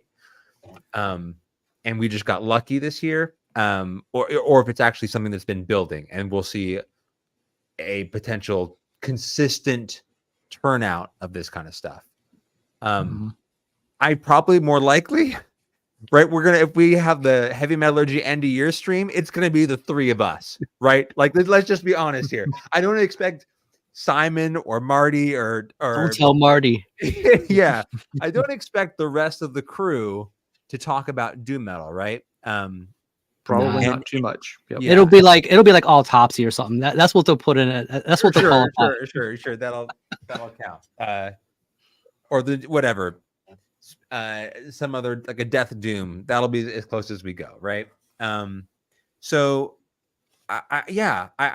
would love to tell you that, like, going forward, we're going to see it more often. But I just think we lucked out on an exceptionally strong year for the genre, with a lot of bands that we had written off and thought we would never get something from again emerging. It's just, it'll be difficult to sort of think about like the most important years of the history of the genre, but I can't think of one recently where across the board we have such diverse, unique sort of contributions to the genre. So it's been a great year. I think we didn't pull any like ISIS or or Neurosis, which kind of falls in that, because they're a little more of the post, and they could get, so it's just like, but I think they would be included, I guess is my point, for something like this, which is I think somebody mentioned in the chat earlier too, and I forgot to pull something. But there's so many substyles, and more than ever, really. I mean, it's just going through it all, even within the same, let's say, Death Doom, right? There's Doom Death. Like there's a difference. I don't know if you guys ever thought about that much, but there was a few, and some of these guys have multiple projects. There's one from Spain called Arid Goldor. I think it's the March of the Undead. It's the only thing to put out, as far as I'm aware. But really cool. It kind of has a wind handy kind of sound. But there's a lot. I feel like they have more to it too. They kind of add more atmosphere.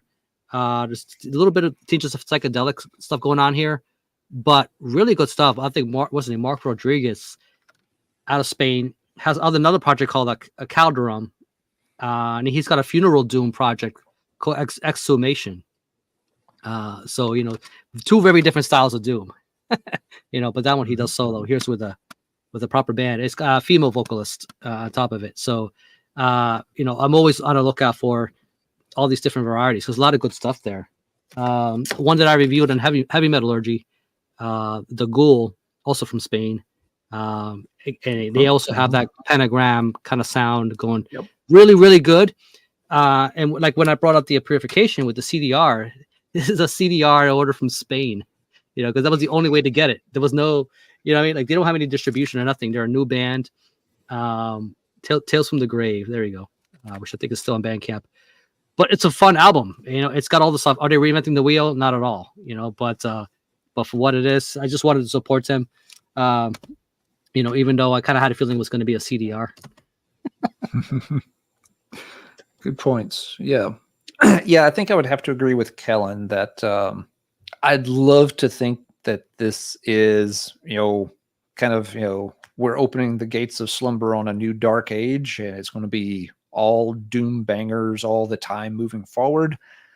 But I have a feeling it's just that the stars aligned a certain way this year.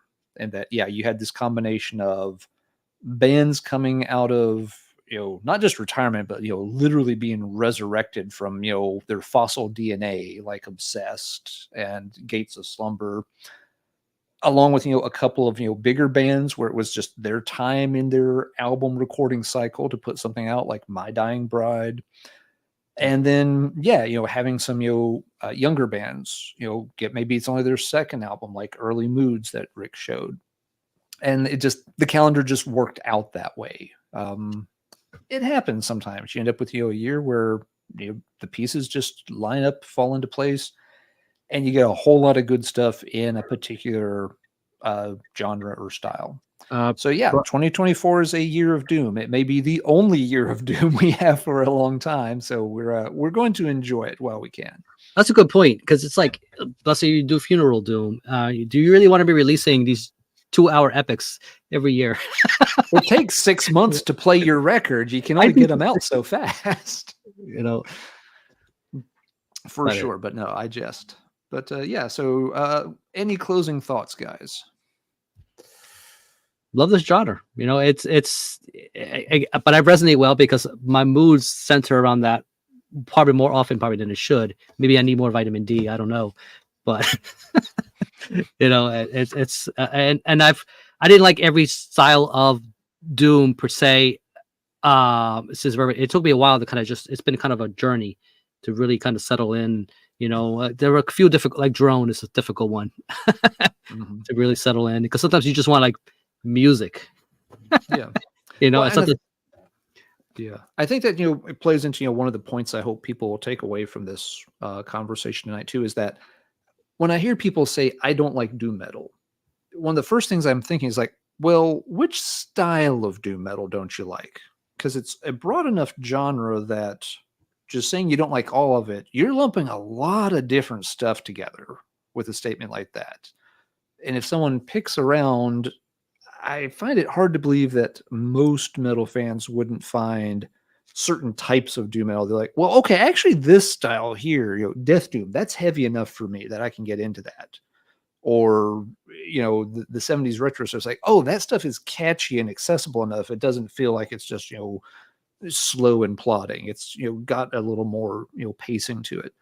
So, yeah, I'm hoping that, the stuff we've talked about and shown off might convince people to, investigate a little further and deeper into doom, instead of just covering it with these blanket statements, which I don't think does the style justice.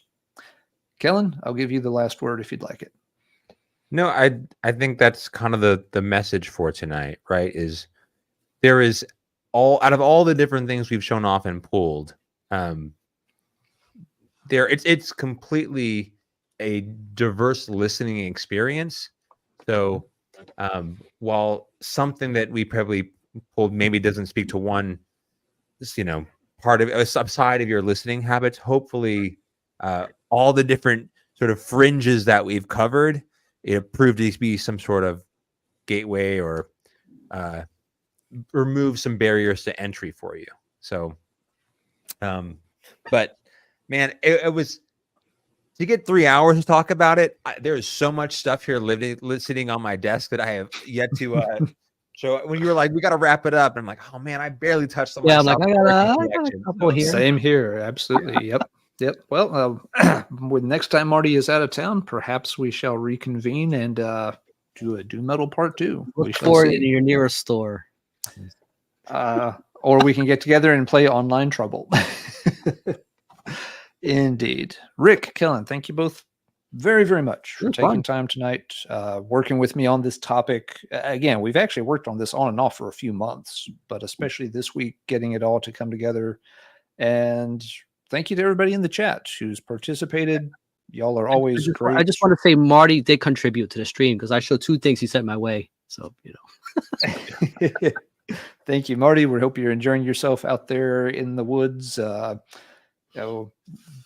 Doing what happens at Fat Camp stays at Fat Camp. You don't have to share.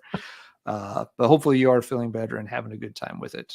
And yes, go check out Kellen on Killing for Company. He put up an excellent video about his explorations in European power metal recently. Keep an eye out for Rick's upcoming Halloween video stream on the Dreadful Minutes channel. And if you want to hear about some random obscure bands nobody talks about, that's me. I've got you covered over on Let's Talk Metal. Next week, let's see, I think Marty is planning to have a review up for the recent release by Deathless Void, interesting black metal. We will most likely be reviewing the new Noctimistium album that is going to be coming out November 1st. Nothing controversial about that band whatsoever. And let's see, Kellen, what have you all got picked for the album club next Wednesday? Yeah, so it was Jim's pick last week, and we're going to Canada for some, I guess you could call it war metal. This is Weapons from the Devil's Tomb. Okay. So that'll be what we're bringing up this upcoming Wednesday. Okay, so yep, check out Weapons. Give it a few spins before the stream if you'd like to jump in the chat and contribute to that. And let's see, next Friday night, Marty and I should be back on together. And if memory serves me right, Simon is in the chat, and Simon will be making his return to Heavy Metallurgy along with Melanie from Melanie Loves Death Metal. Our topic is going to be going through the 1990s, and we're each going to pick our one favorite album from each year, 1990 to 1999. We did this with King Fowley a few months ago for the 1980s, had a really good time with it. We always do with King. Simon liked the topic a lot. He's like, I would love to do this for the 1990s. I'm like, and then you shall, sir. You absolutely shall. So yes, myself, Marty, Simon, and Melanie, we've got to look at all 10 years, and we can only pick one favorite album from each year. It's going to be very, very interesting to see what's on people's lists for that. You Marty, were in high school in the 90s, though, right? But I think Melanie was, right? Or she was very young. It's going to be interesting seeing the generational. Yeah, there's a little bit of a generational difference there, for sure. Definitely, some different tastes involved too, for what we'll gravitate towards. So I think there'll be pretty interesting lists, and I expect there's going to be some albums that people will gravitate towards, but I think there'll be a lot of differences between the lists. I expect to see a lot of different albums named each year. Tune in next Friday night, and we will see how that goes. Until then, everybody have a great weekend. Take care. Night, everybody. Keep banging your head, and the best crowd on YouTube right here. We really do. We've had a great time interacting with the chat, and if you're watching this on playback, if you ever have the chance to watch live, we'd love to have you join the chat and contribute as well. It's a really nice group of folks, very informative, very friendly. Hop in here sometime and join in the fun. But for now, we got to call this one. So everybody take care, and we'll see you next week. Bye.